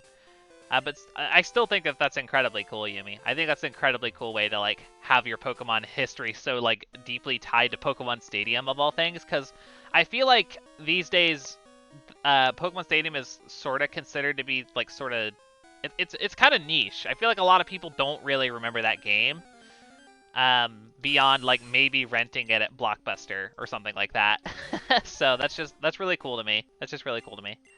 I can't escape from the Zubat. Feels bad. I guess it does make sense for Zubat to be sort of fast. Oh, and you still have the same copy of Stadium with 2 transfer packs. That's awesome, Yumi. That's really, really cool. That is so cool to me. I have a transfer pack. I've never used it though. I never had one growing up. The only game I ever had like actually owned on my N64 growing up was Ocarina of Time. So I rented Pokemon Stadium all the time, but yeah, that's so interesting to me. So interesting. Okay, we can actually get an encounter here. Our very first encounter of the playthrough. We can get a Paris. And I know that they're more common in this little portion here, which is why I skipped those trainers, just because I want to get this encounter finished off here real fast. Let's go out to, actually, I bet you Bobby will, we can give it like a tackle? Or no, a gust. But it's not super effective, it's just a normal move in this gen. So yeah, we can give it a gust, that should be okay. I think. I think. Yumi says, I lost my red cartridge many years ago, but I still have blue and yellow. Nice! That's awesome. That's awesome. Unfortunately, I don't have any of my original cartridges, which makes me very sad. I wish I did. There's actually very few games that I have that are my original like cartridge or disc or whatever of any game that I own, which is super lame. The only ones that come to mind are like I have my original copy of The Legend of Zelda Skyward Sword that I got on launch day, back in 2011. So I guess that was kind of a long time ago now, which is crazy to me that was literally 10 years ago. What the hell? But yeah, I don't have all of any of my original Pokemon games, which makes me very sad. Not even like Coliseum or XD or any of those. Yeah, they're all versions that I got later on. Laura says I have Ruby, Sapphire, and Emerald, each in a different language. Wow, that's crazy. That's crazy. Come on, Paris, where are you? Geodude, we have that full line. We literally have the full Geodude line. Yumi says, I also use the missing no glitch to multiply all my ATMs. All 50 of them. Nice. That's awesome. That's awesome, Yumi. Alright, here is our Paris. Lovely. We shall do what we can. Give it the gust. Don't die, Paris. I know you're a little frail, but... Okay, scratch. That's fine. This is our first encounter of the playthrough. Kind of crazy that it took us all the way until Mount Moon, but here it is. Oh my god. Okay, chill out, please. Let me swap to someone a little bit more physically defensive. Yumi says, now I can give like all my Pokemon Blizzbolt without having to play the entire game again. Nice. Very cool, very cool. StarChamp says, I sold my first copy of Ruby, and while I don't regret getting Mystery Dungeon, I do regret selling it because I had a level 106 Blaziken. Aw, crazy, crazy. I definitely have like a lot of regret for games that I've sold in the past. It feels really, really bad. The one that always comes to mind for me is Fire Emblem Path of Radiance. I got for the GameCube. Also, yay, Paris. I got Fire Emblem Path of Radiance for the GameCube at GameStop for $15. Like back when it was like not brand new, obviously, but like relatively newer. Like the GameCube was still relevant.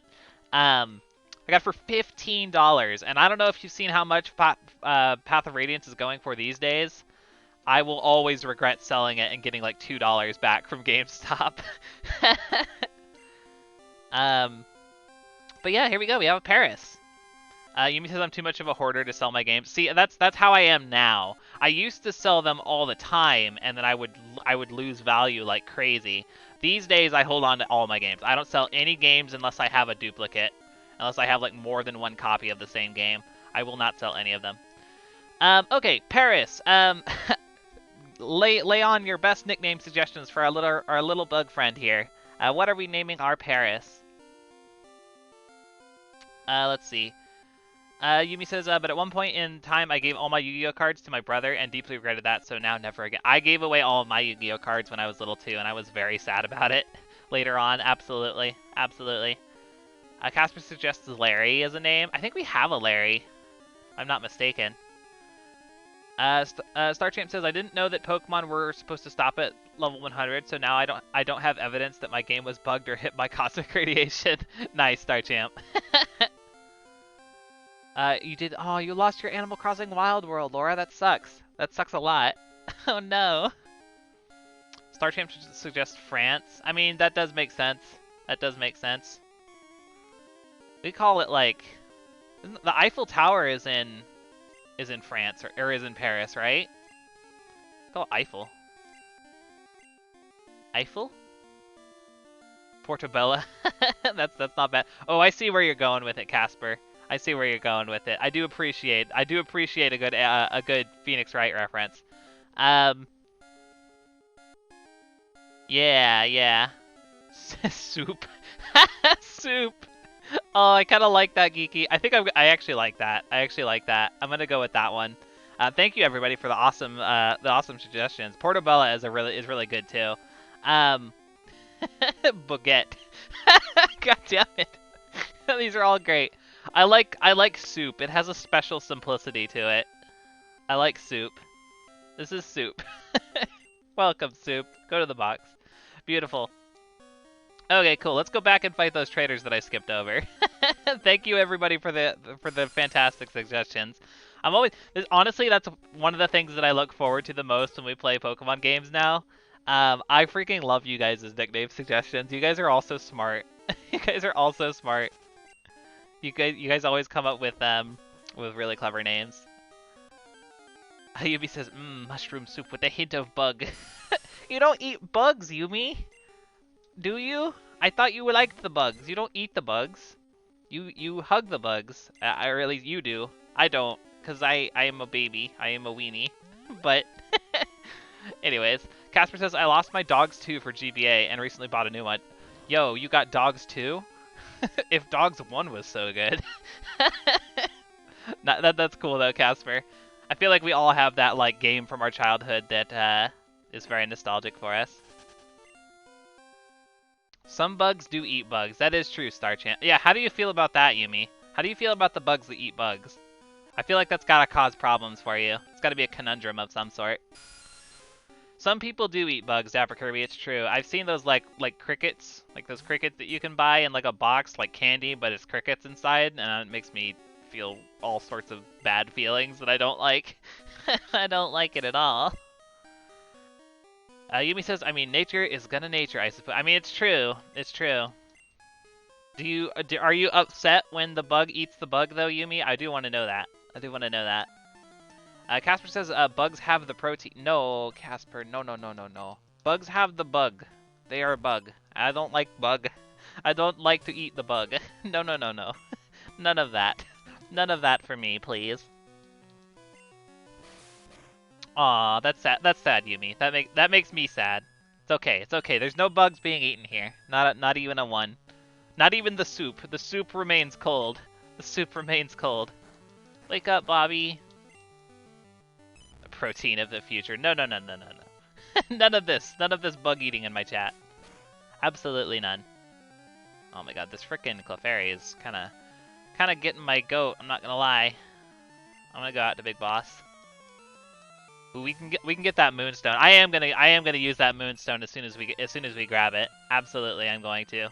We can have a nice, powerful, fully evolved Pokemon this early. It will be really, really nice. It will be very, very nice. Okay, give it the strength. That growl really did a number, huh? Oh my god, that's so much damage. Yumi says synthetic protein is the protein of the future. It's true. It's true. We make fake bugs to eat. No, no, never mind. No, no, no, no, no. None of that. None of that. Oh my god.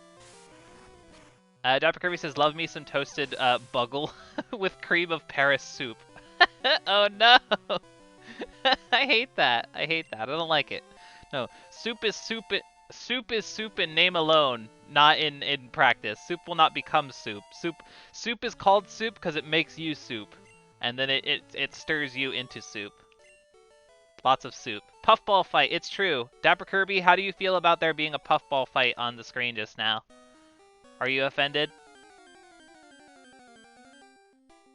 Yumi says, plays the anime clip of Jigglypuff and Clefairy slapping each other back. I love that gif. I absolutely love that gif. It's amazing. I think it's Jigglypuff slapping Clefairy, right? That sounds right. Well, I'm gonna go heal real quick. Just since I'm right here. I'm like literally right here. I might as well.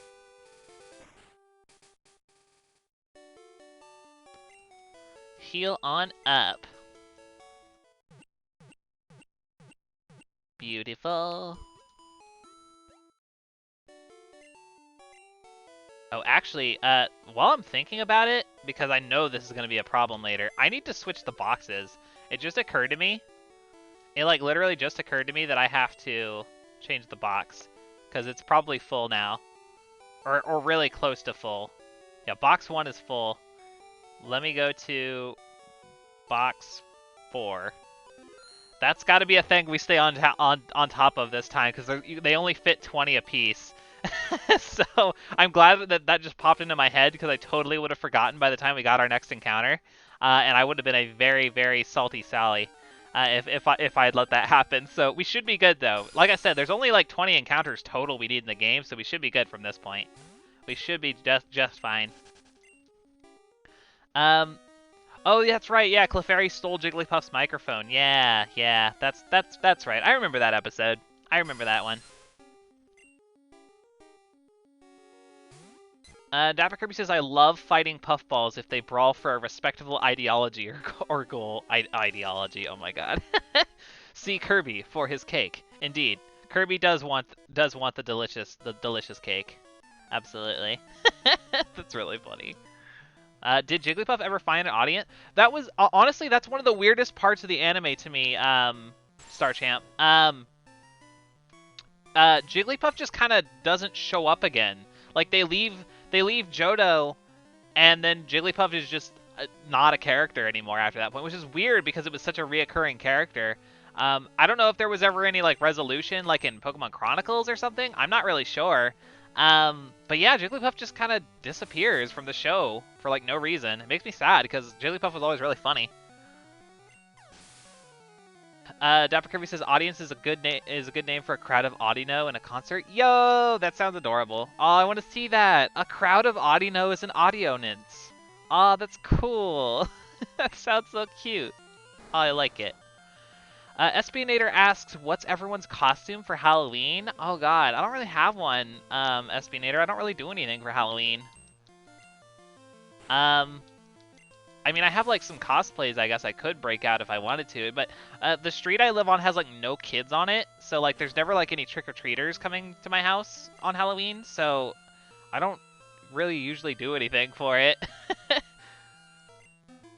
I don't know. What does anyone else have any? Does anyone else have any cool costumes? I would love to hear. I would love to hear if anybody has any. What's yours, Espionator? Bobby hits level 13. Beautiful. Yumi says Jigglypuff showed up in Gen 3, I think. It might have had an interaction with a Whismur with soundproof. Ooh, that sounds interesting. I would love to see that. I would love to see that. It'd be nice if it explained like what happened to that Jigglypuff too. I would love to. I would love to get some resolution on that plot point for sure. Geeky's gonna be Chucky for Halloween. Oh, that's cool. I love it. I love it. If I could choose something to be, I'd probably just do like one of my like sought after cosplays right now because I love cosplaying. I have a lot that I really want to do, but I just don't have enough money to do right now. So like probably I'd want to do one of those. I would love to do Hilda from Pokemon. That's one that's like been on my bucket list for a while, is doing Hilda from Pokemon. But I do not have money to go and buy cosplay stuff right now. This is Water Gun. Wonderful. Yeah, I am going to go ahead and teach it to Squirtle, even if it is kind of a waste. Just so it can have like a better move to use than Bubble. Okay, let me swoopy swap out. Wardo needs some, actually beans. Let's use beans. We haven't used beans a whole lot. So let's do that. Casper says sometimes you do it for yourself. I'm gonna be a cat magician, as in a cat dressed as a magician. Oh, that's cute. That's cute. Casper, if you do wind up doing that, heck, anybody who's got costumes, feel free to post them in the Foreverlocke Discord if you want to, of course. I would love to see you guys' costumes. That sounds like a lot of fun. Espionator says, I was originally going to be Green Arrow to compliment my girlfriend's Black Canary, but now she's an X, so I'm not sure. Might just grab my, oh my gosh, I can't read. Akatsuki robe and some Sharnigan contact lenses or something. Ooh, that sounds cool. That sounds super cool. Alright, let's go down here and get items. Yumi says, Yumi also wants to be Hilda. Yo, we could be Hilda. We could both be Hilda, Yumi. That sounds super cute. That sounds super, super cute. I mean, honestly, there's a lot of Poke Girls that I want to do, like a lot of them.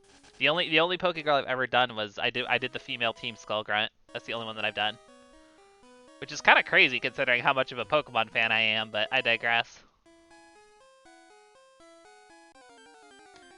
Yumi says Jigglypuff appeared only once in the Pokemon series Ruby and Sapphire in a Pokeblock party. In the episode, it was revealed to have traveled to Hoenn and was overjoyed to see Alana's Whismur not falling asleep while it was singing, unaware that it was due to Whisper's soundproof ability. That's adorable. That's so stinking adorable. I love it. I really like that. That's so cute. Alright, let's fight this kid. Yumi says in its last appearance, that was its last appearance before Sun and Moon. Wow, they brought it back for Sun and Moon? That's so cool.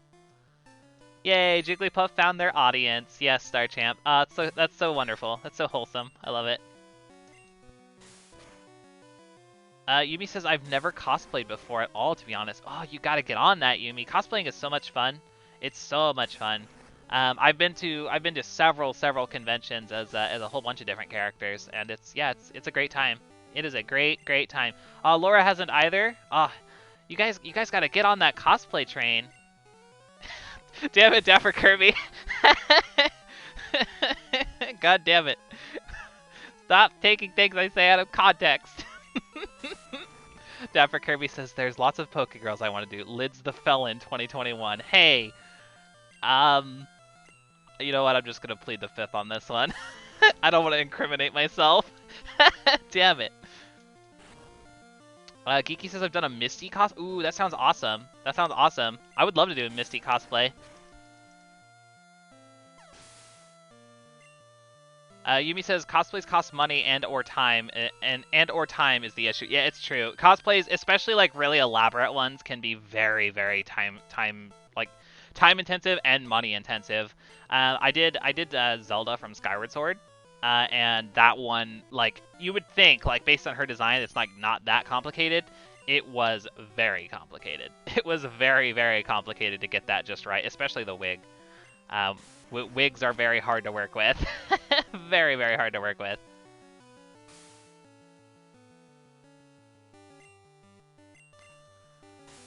Laura says, I don't know how to mail costumes and they're expensive. I decided to just buy one. I mean, that's true. They can be very, very pricey. Especially if you buy a costume like without making it yourself, it can they get up there in price for sure. Espionator says their time is the issue for me with cosplaying. Also, my sewing skills are terrible. I mean, yeah, that doesn't help for certain. That does not help at all. Okay, let's put Wardo out front. Yumi says, and it's not like I can go to cons or anything. I mean, a lot of cons are closed down right now because of COVID, which is super lame. I was actually supposed to go as Maya Fey at a annual convention that happens in my area, but it got canceled because of COVID. Feels bad. Oh, nice. Geeky shared the Misty cosplay on Discord. Yeah, I will definitely check that out. I will check that out after stream for sure, Geeky. That sounds awesome. Yeah, if anybody has any cosplays that they wanna share, I would love to see them. So yeah, please do share, or Halloween costumes for that matter. Would love to see. Okay. Let's go out to Beans to fight the Magnemite. Probably a good call. I don't know if it has any electric moves at this point, but on the off chance that it does. Yumi says, though ideally I'd make a costume by putting together regular ass clothes that I could wear otherwise too. Yeah, no, that's a lot. That's the easiest cosplays, like the starting cosplays are always that, basically. Just like go to a thrift store, find like the colors you need, and you'll be golden. Sometimes that's all it takes. Like one of the easy ones is do an L cosplay from Death Note. The L cosplay is the easiest cosplay, especially if you already have black hair. Okay, let's take out the Voltorb. Laura says, yeah, conventions are canceled in France. Yeah, it's super lame. They're pretty much canceled here. I think a couple of them were able to go off this year, like here and there, but none of the big ones that I go to have been available, sadly.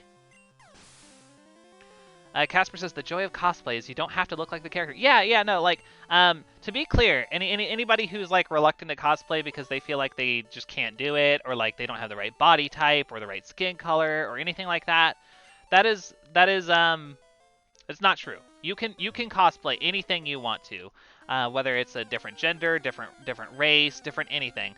Just have fun. That's what cosplaying is all about. It's just having fun, dressing up like a character you like, and then, like, if people who are fans will see you and be like, oh my gosh, you're, insert character here, and they'll love it. Like, people will love it. Like, just cosplay, have fun with it. That's the important part. Don't worry about it looking, like, super good. Just have fun with it. That's ultimately what it comes down to.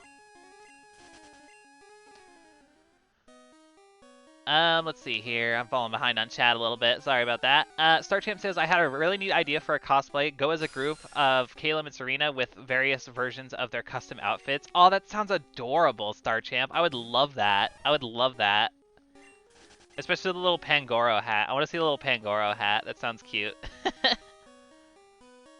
Yumi says, something I really want lately after watching Yu-Gi-Oh! Arc V is Zuzu's bracelet, but I couldn't find one online that looked good. You could make one. I don't know what it looks like, to be clear, but I wanted to do Apollo Justice at one point, and I actually got as far as making his bracelet. I don't have it anymore, which makes me really sad. Otherwise, I'd like send you guys a picture. I made Apollo Justice bracelet out of modeling clay and like an old bangle that I got at a thrift store.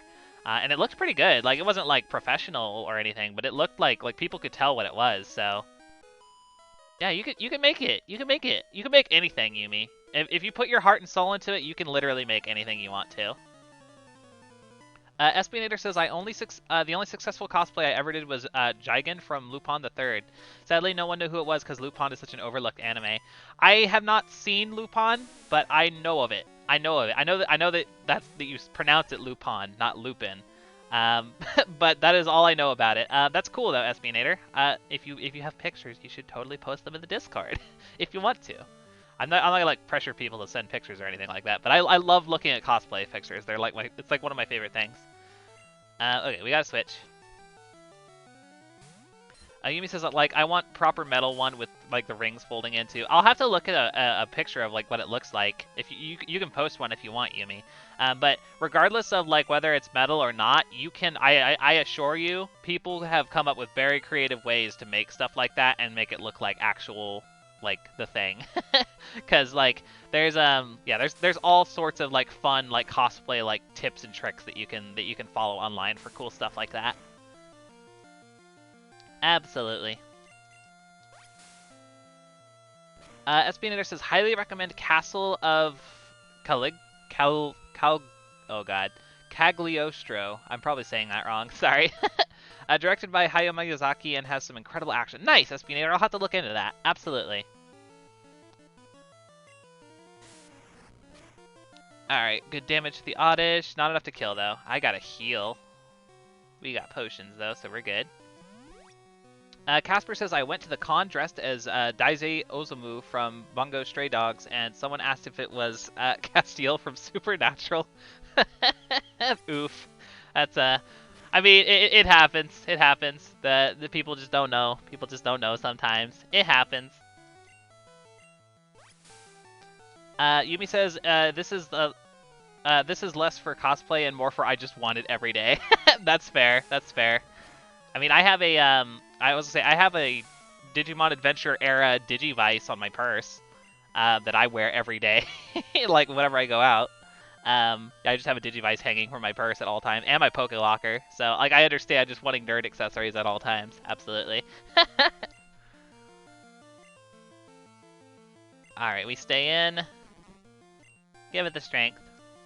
Spander says, you got the pronunciation right. Yeah, no, I knew it was Lupin. I have heard that is how that's pronounced. So yay, I got it right. Woohoo!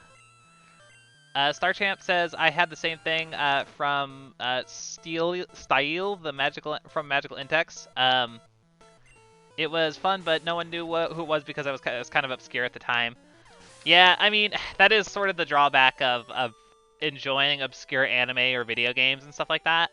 Like, for example, I would love to do a Nana cosplay.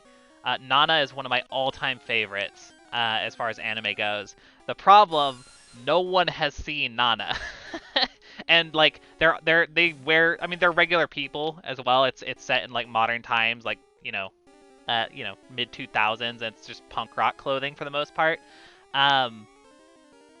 So it's like, no one would get it. Like, absolutely no one would get it, which makes me really sad. Run away. If you haven't seen Nana, I've said this in past streams, but I'm saying it again. If you haven't seen Nana, go see Nana. It's so good. It makes me sad, but it's one of those really, really sad animes that makes you cry. But you should watch it anyway because it's really good. I like it.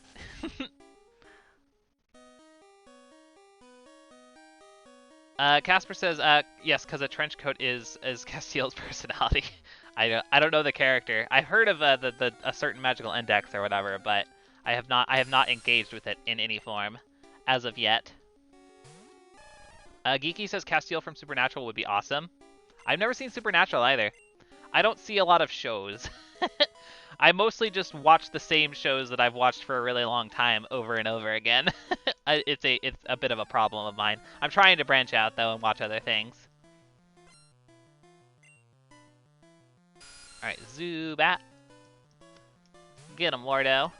Now we have water gun, so hopefully we can do some real damage here. With any luck.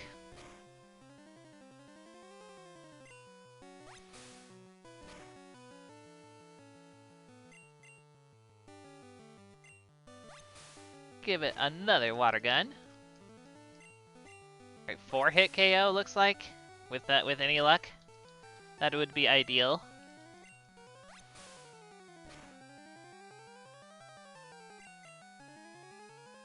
Okay, supersonic misses. Good. Very, very nice. Alright, finished off. Not even a 4-hit KO. Feels kind of bad, not gonna lie. Feels kind of bad. Starchamp says, I probably would have assumed Constantine if we're talking trenchcoat characters. Trenchcoat characters, huh? I mean, my mind immediately goes to frickin' The Matrix because I love those movies, but I suppose there's a lot of trench coat wearers out there. So what can I say? All right, Ekans. This is kind of risky, but maybe we can get away with it. Yeah, I had a feeling the wrap was coming. Gen 1 wrap is a bad time. Gen 1 wrap. The attack continues. Feels bad. Poison sting. Don't poison me. Don't poison me. Don't do it. Dapper Kirby says my favorite trenchcoat character is Orlando Bloom from Foster's Home or Orlando Blue from Foster's Home for Imaginary Friends. I love Foster's. I haven't watched it in so many years, but I really, really did love it. Such a good show. Starchamp says, but I went as Harry Dresden, who also wears a trench coat. So I don't know who Harry Dresden is. Is that another comic character or something? I would be curious. What, the Poke Rap is great? I love the Poke Rap. The Poke Rap is amazing. Are you kidding me? I used to know it. I used to know at least a good chunk of the Poke Rap like offhand, but I'm a little bit fuzzy on it these days. Beautiful. We got ourselves an Ether. I'm gonna heal up. Wardo's looking a little low on health there, and Big Boss is too, for that matter. So I will heal them up as well.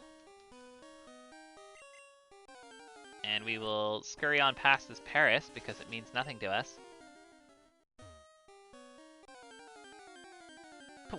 So why are you so upset about Gen 1 route? I'm confused. I'm so confused, Yumi. What are we talking about? Did I say something silly again? I am apt to do that quite often, actually. Upset. Starchamp said he's from a book series called The Dresden Files, which are magic noir pulp fiction stories. Ooh, that sounds cool.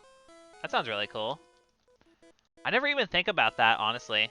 Oh, Gen 1 rap. Got it, Yumi. Okay, yeah, that flew right over my head. Well done. Well played. Well played. I like that kind of rap just fine. Yeah, no, that's cool. I never even consider, like, when it comes to cosplay, I always, think, oh, like, anime, manga, video games. But I never even think, yeah, I guess there's, a good number of people who probably do, book cosplays, which is cool. Is it still, I don't know, is it still considered I guess it would still be considered cosplay if you're cosplaying from a book character. Yeah, I guess so. It never comes to my mind, I suppose. But that's really cool. That's really cool. Dapper K would have gotten the joke just saying, yeah, you know what? Dapper K has some people to go smell, so Dapper K is busy right now, Dapper Kirby. Can we confirm whether or not the K in Dapper K stands for Kirby? Because I'm unclear. I'm unclear. It could stand for anything. Starchamp says the author of Dresden also wrote a book that's labeled as The Roman Empire Beats Pokemon, which I have yet to read. Ooh, that sounds intriguing. That sounds, I mean, just by that premise, that sounds actually super fascinating. So hopefully you get to check it out before too long, Starchamp. We get a crit, I'll take it. Ekans, use rap. Ekans starts singing the Poke Rap. I love it. I love it. Yeah, who doesn't love the Poke Rap? Have you guys seen? I'm sure some of you have. There's people who have done Poke Raps, but it's all of the Pokemon that exist instead of just the first 150, which is super super cool. That takes effort. That takes a lot of effort. Very impressive. Ooh, yeah, Starchamp. I've seen that for sure. I have definitely seen that.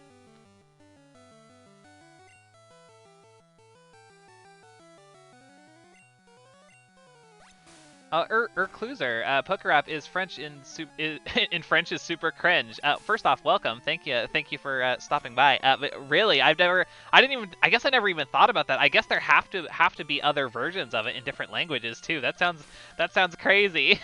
I'll have to check that out. That sounds amazing. All right, Wardo takes out the youngster. Very good. I believe the Moonstone is over here, so we can get ourselves Wigglytuff right away. That'll be great.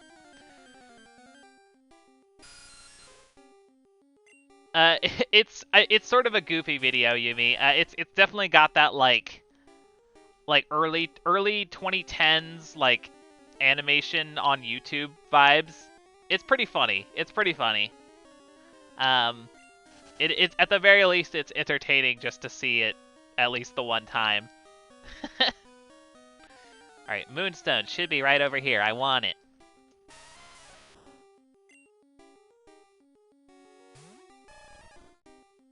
I'm just gonna water gun you because you'll go down easy for free XP. So get out of here, dude. Yeah, very cool.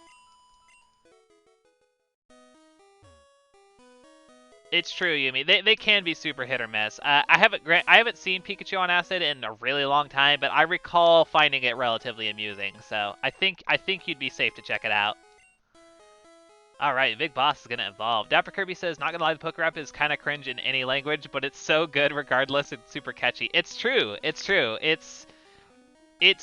I find that you can find a good way to straddle the line between like it is cringy, but it's good because it's cringy. You know what I mean? It's a very, very like niche field to be in, but if you could pull it off, it becomes something very, very special. All right, Big Boss is evolving. Urcluzar. I'm sorry if I'm saying your name wrong, by the way. The Pokemon's name in different languages are the same, so when it comes to the poke rap, the transition is done on top of the pre-rendered video, so the rhymes break apart often. Oof, that sounds pretty terrible. Yikes. Yikes, yikes, yikes. Yeah, that sounds like something else for certain. But yay, our lovely Jigglypuff has evolved into the most nightmare fuel version of Wigglytuff you've ever seen. Look at it, it looks hilarious. But yeah, I'll go ahead and update the layout. Very cool. We got ourselves a Wigglytuff. Wigglytuff into slot 4. Beautiful. Ooh, big chonky Wigglytuff. Lovely. Laura says, "I have to go now. Bye, everyone." Hey, it was good to have you, Laura. We'll see you on the next one. Have a good rest of your day. All right, let's scurry. StarTape says, Brian David Gilbert's was funny, but I don't like Here's All the Bad Pokemon, but that might have been because the child Electivire was on there. Oh, I see. I see. You like, you're a big fan of Electivire, huh? That's cool. I like Electivire. Yeah, everyone's saying bye to Laura. Yeah, Laura's so nice. We'll see them next time. Yubi says, "I really do like BDG's Poke Rap. I don't think I've heard that one. I don't think so." There's a lot of, I don't know, maybe I have. Hard to say. Doing the Poke Rap with all of the Pokemon is insane, though. I did see a video of that a long time ago. Granted, I think that was back in, Gen 6 was new when I saw that, but still, very, very impressive stuff, for certain. Alright, just take out a quick Geodude, no problem. Seems like we're going to be able to get through Mount Moon pretty much no problem today, which is very nice. Very, very nice. We're a little bit over the usual stream length time, but that is perfectly okay. That's perfectly okay. Let's put Big Boss out front. Big Boss can do some good damage here.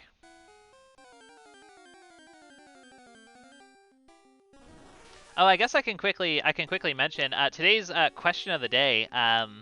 Today's question of the day is, let me pull it up so I can just read it out real quick. Today's question of the day is, have you played the Generation 1 Pokemon game? Have you played the Generation 1 Pokemon games? And what are some of your experiences with them? I would love to hear you guys' experience with Gen 1. But I know that some people just haven't even bothered with going back to play them. So, but if anyone has, I'd love to hear your thoughts and opinions. Yumi says, "I don't think he actually meant that those Pokemon were bad. It's just that the ones that he didn't fit in and was trying to make a joke by calling them trash." Oof. I don't know what the video you're talking about is, but I presume it must have been a goofy one, or at least an attempt at a goofy one. Gee, this Raticate. I remember this Raticate now. This Raticate gave us trouble in Pokemon Blue. Oh no. Oh no. Hyper Fang. Yeah, that's kind of what I was worried about. Oh my god. And I missed the sing. Oh no, this Raticate. I just remembered it.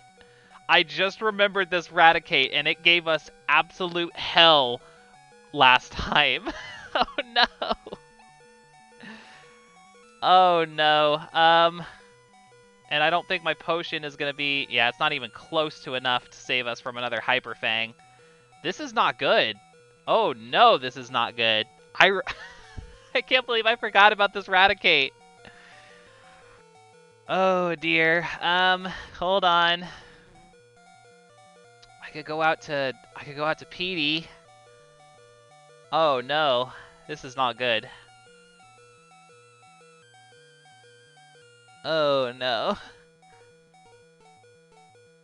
I go out to Petey and Rap, and hopefully Rap stall him out. Oh, please don't one-shot Petey. Please don't one-shot Petey with Hyper Fang. Oh my god.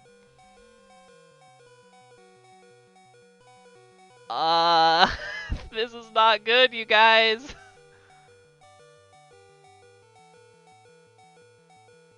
Oh no.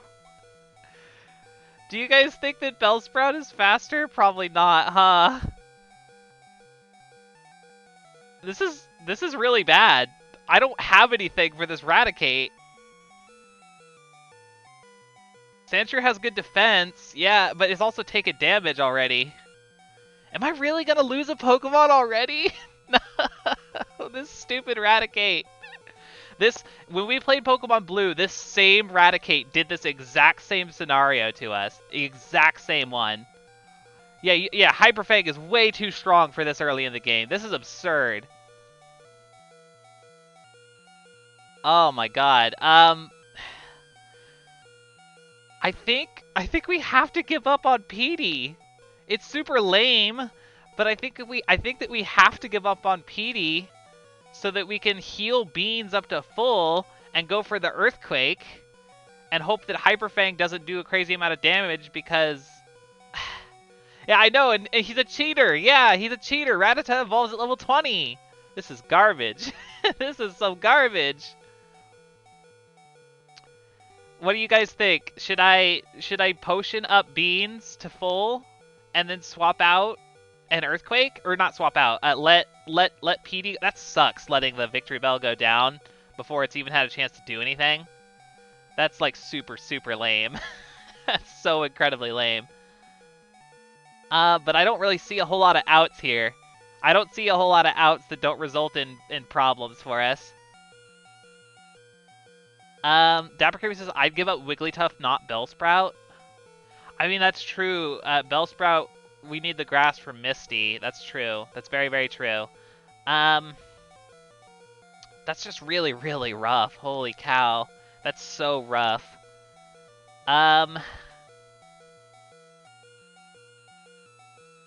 I guess so. Well, the problem is that I only have a free switch. And Victory Bell's just better than... I mean, it's true, but the problem is that I don't have a way to clean switch. And I think that Hyper Fang will probably 2-hit KO Beans. I'm hoping that Earthquake can somehow like power through that. Ah, man, I don't know.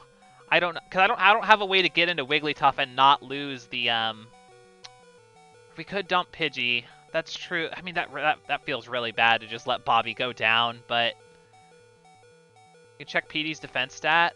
Yeah, I can. It's not good. It's not very good.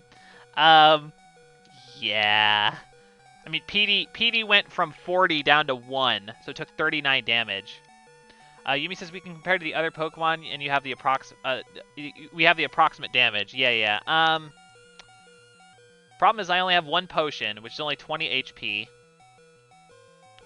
HP. Doze probably lives 2 hits as well. Maybe. 20 defense? I mean, that's not terrible. We could drop a Hypnosis on it if we're really lucky. Disable does not work the way it does in later gens, so we can't necessarily disable Hyper Fang. It would literally be a roll of the dice. Whatever this Raticate knows, it'll disable one of the moves at random. That's rough. That's rough. Should I sack the Pidgey for a clean switch? Oh, that feels so bad. Doze will faint in 2. Yumi says Doze will faint in 2. I could. No, if it faints in 2, I feel like PD has to go down. That's the only way we get a clean switch, so we can try and get something off. If PD goes down. Yeah. I feel really bad. What's Beans' defense? It's probably pretty high. Sandshrew has good defense.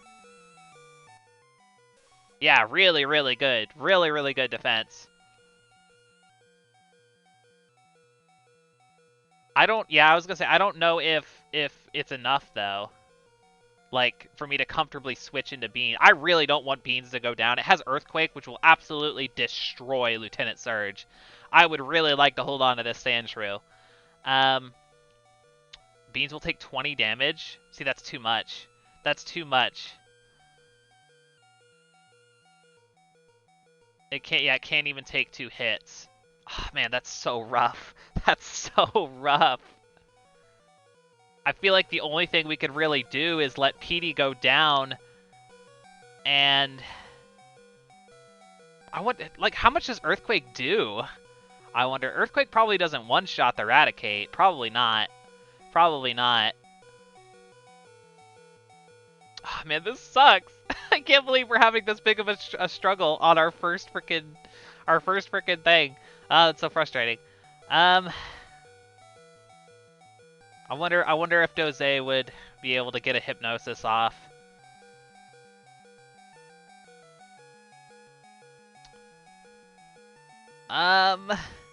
Oh man, I don't know what to do. Earthquake at base 100 with stab, it might one-shot. See, a might is just so rough. At base 100 with stab. Yeah. Or save PD but sack Pidgey and Drowsy. Those are options. We can get another Pidgey or Drowsy really, really easily in this playthrough. They're going to be very, very available Pokemon. We can get Drowsy just east of Vermilion very easily, and we can get a Pidgey like anywhere. It doesn't even matter. Drowsy burns 2 turns, Pidgey a third. But what do I do is the problem. I'll go into Doze, I think. I'd rather not lose any Pokemon, frankly, but I'll go into Doze. Don't Hyper Fang me, Eradicate. Can you go for, like, Growl or something? Tackle. Okay. Okay. Hypnosis. Quick Attack. That's fine. Go sleep. Stay asleep. I'm gonna Potion Beans. Oh god, I hate this. Fast asleep. Yeah, stay asleep. He has to burn a turn waking up, too. That's important.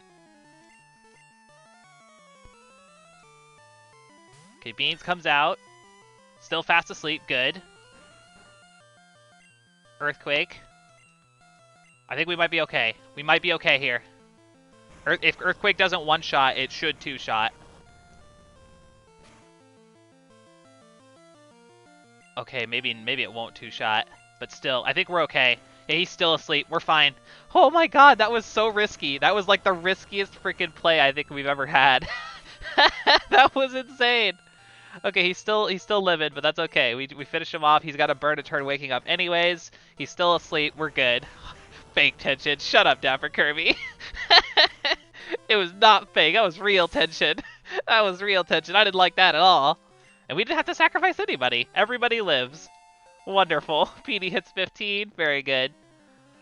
Yeah, it did a lot less than I expected. Yeah, I mean, that's what I was saying. Is like, it's a fully evolved Pokemon. So I had a feeling. I had a feeling. Yeah, we did it. We did it, you guys. PD's learning Poison Powder. I do want that. I do want Poison Powder. Very good. Yeah, we got it. We got it. We just had to believe. Yes, we just had to believe, Casper. It's true. It's true. God, that was scary, though. Holy cow. Do we have that escape rope?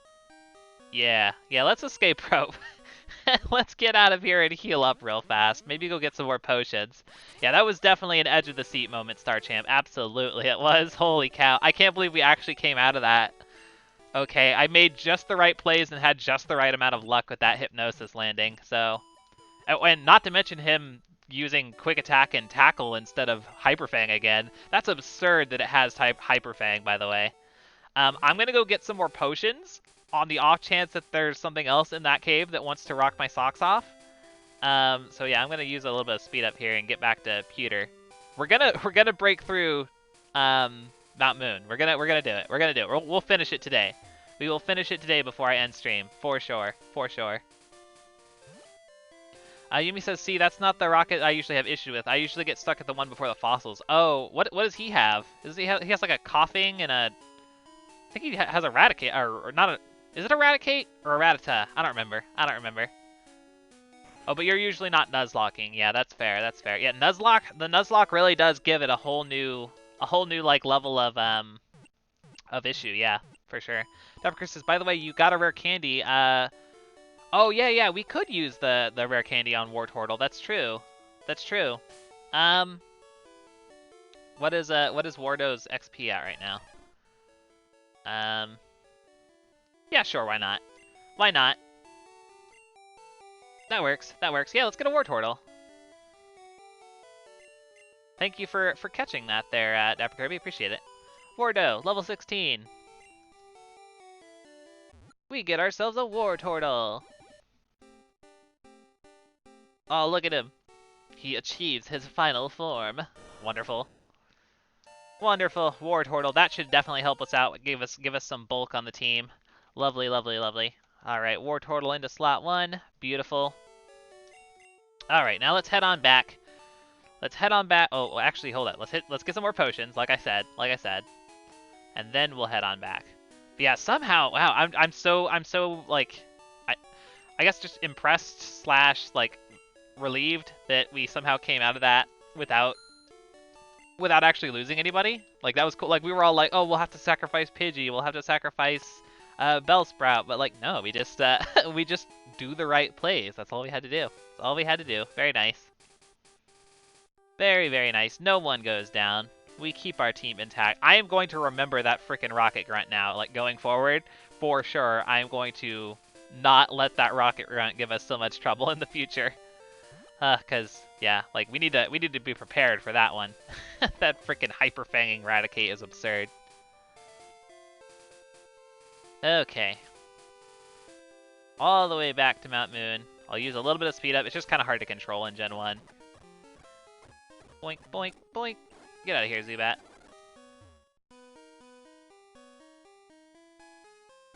Alright. Over here. There should only be a couple of trainers left in here in general. So that's good. Alright, and here's where we left off. So speed up is done. Let's power past this guy. And let's see, who do I want out front?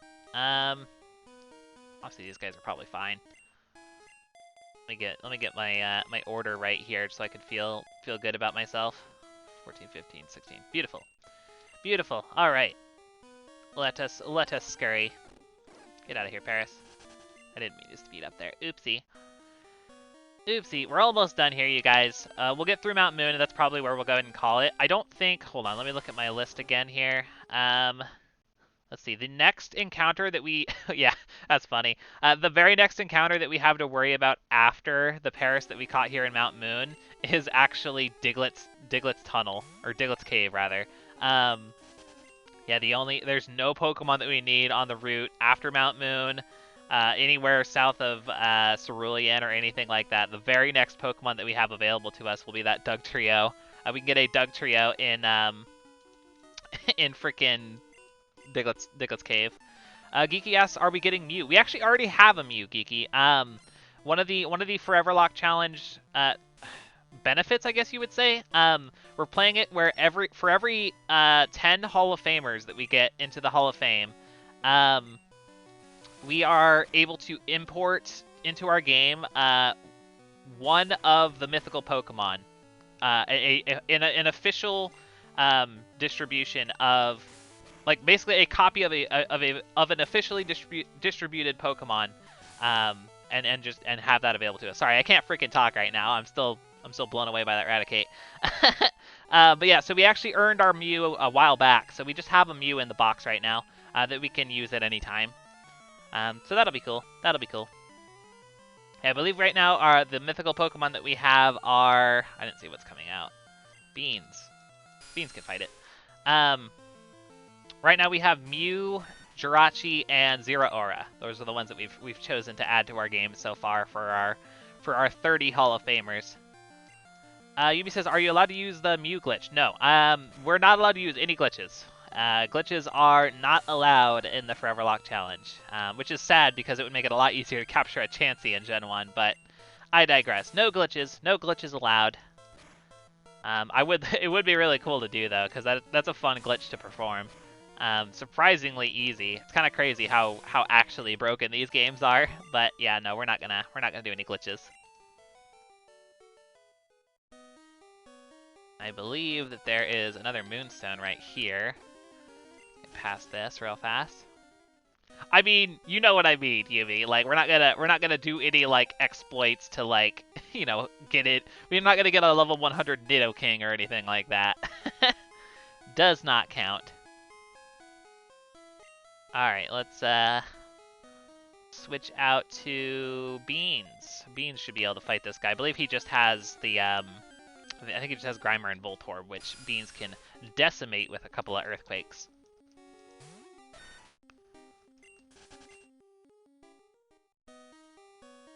Hey, stop. I found these fossils. They're both mine. Are they now? What about the badge boost glitch? Sadly, Yumi, I don't think there's a way that we can not do the badge boost glitch, so I think we're SOL on that one. Alright, Earthquake! Also, the return of the hilarious Gen 1 Grimer sprite that I absolutely adore. Oh, it's so amazing. I really do love it. I once caught a fish this big. But will I intentionally use it? I mean, I might. I can certainly take advantage of it in certain ways. I don't remember how exactly it works in full. But I don't know. We'll probably, to a certain degree, take advantage of it. Absolutely. Where we can, you know, whenever we have the opportunities.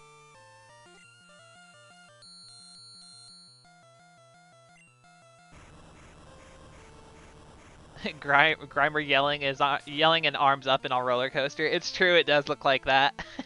There's so many ways that you can take that Grimer sprite out of context. It's great. It is quite fantastic. Here, let me just smack this coughing with Earthquake hilariously.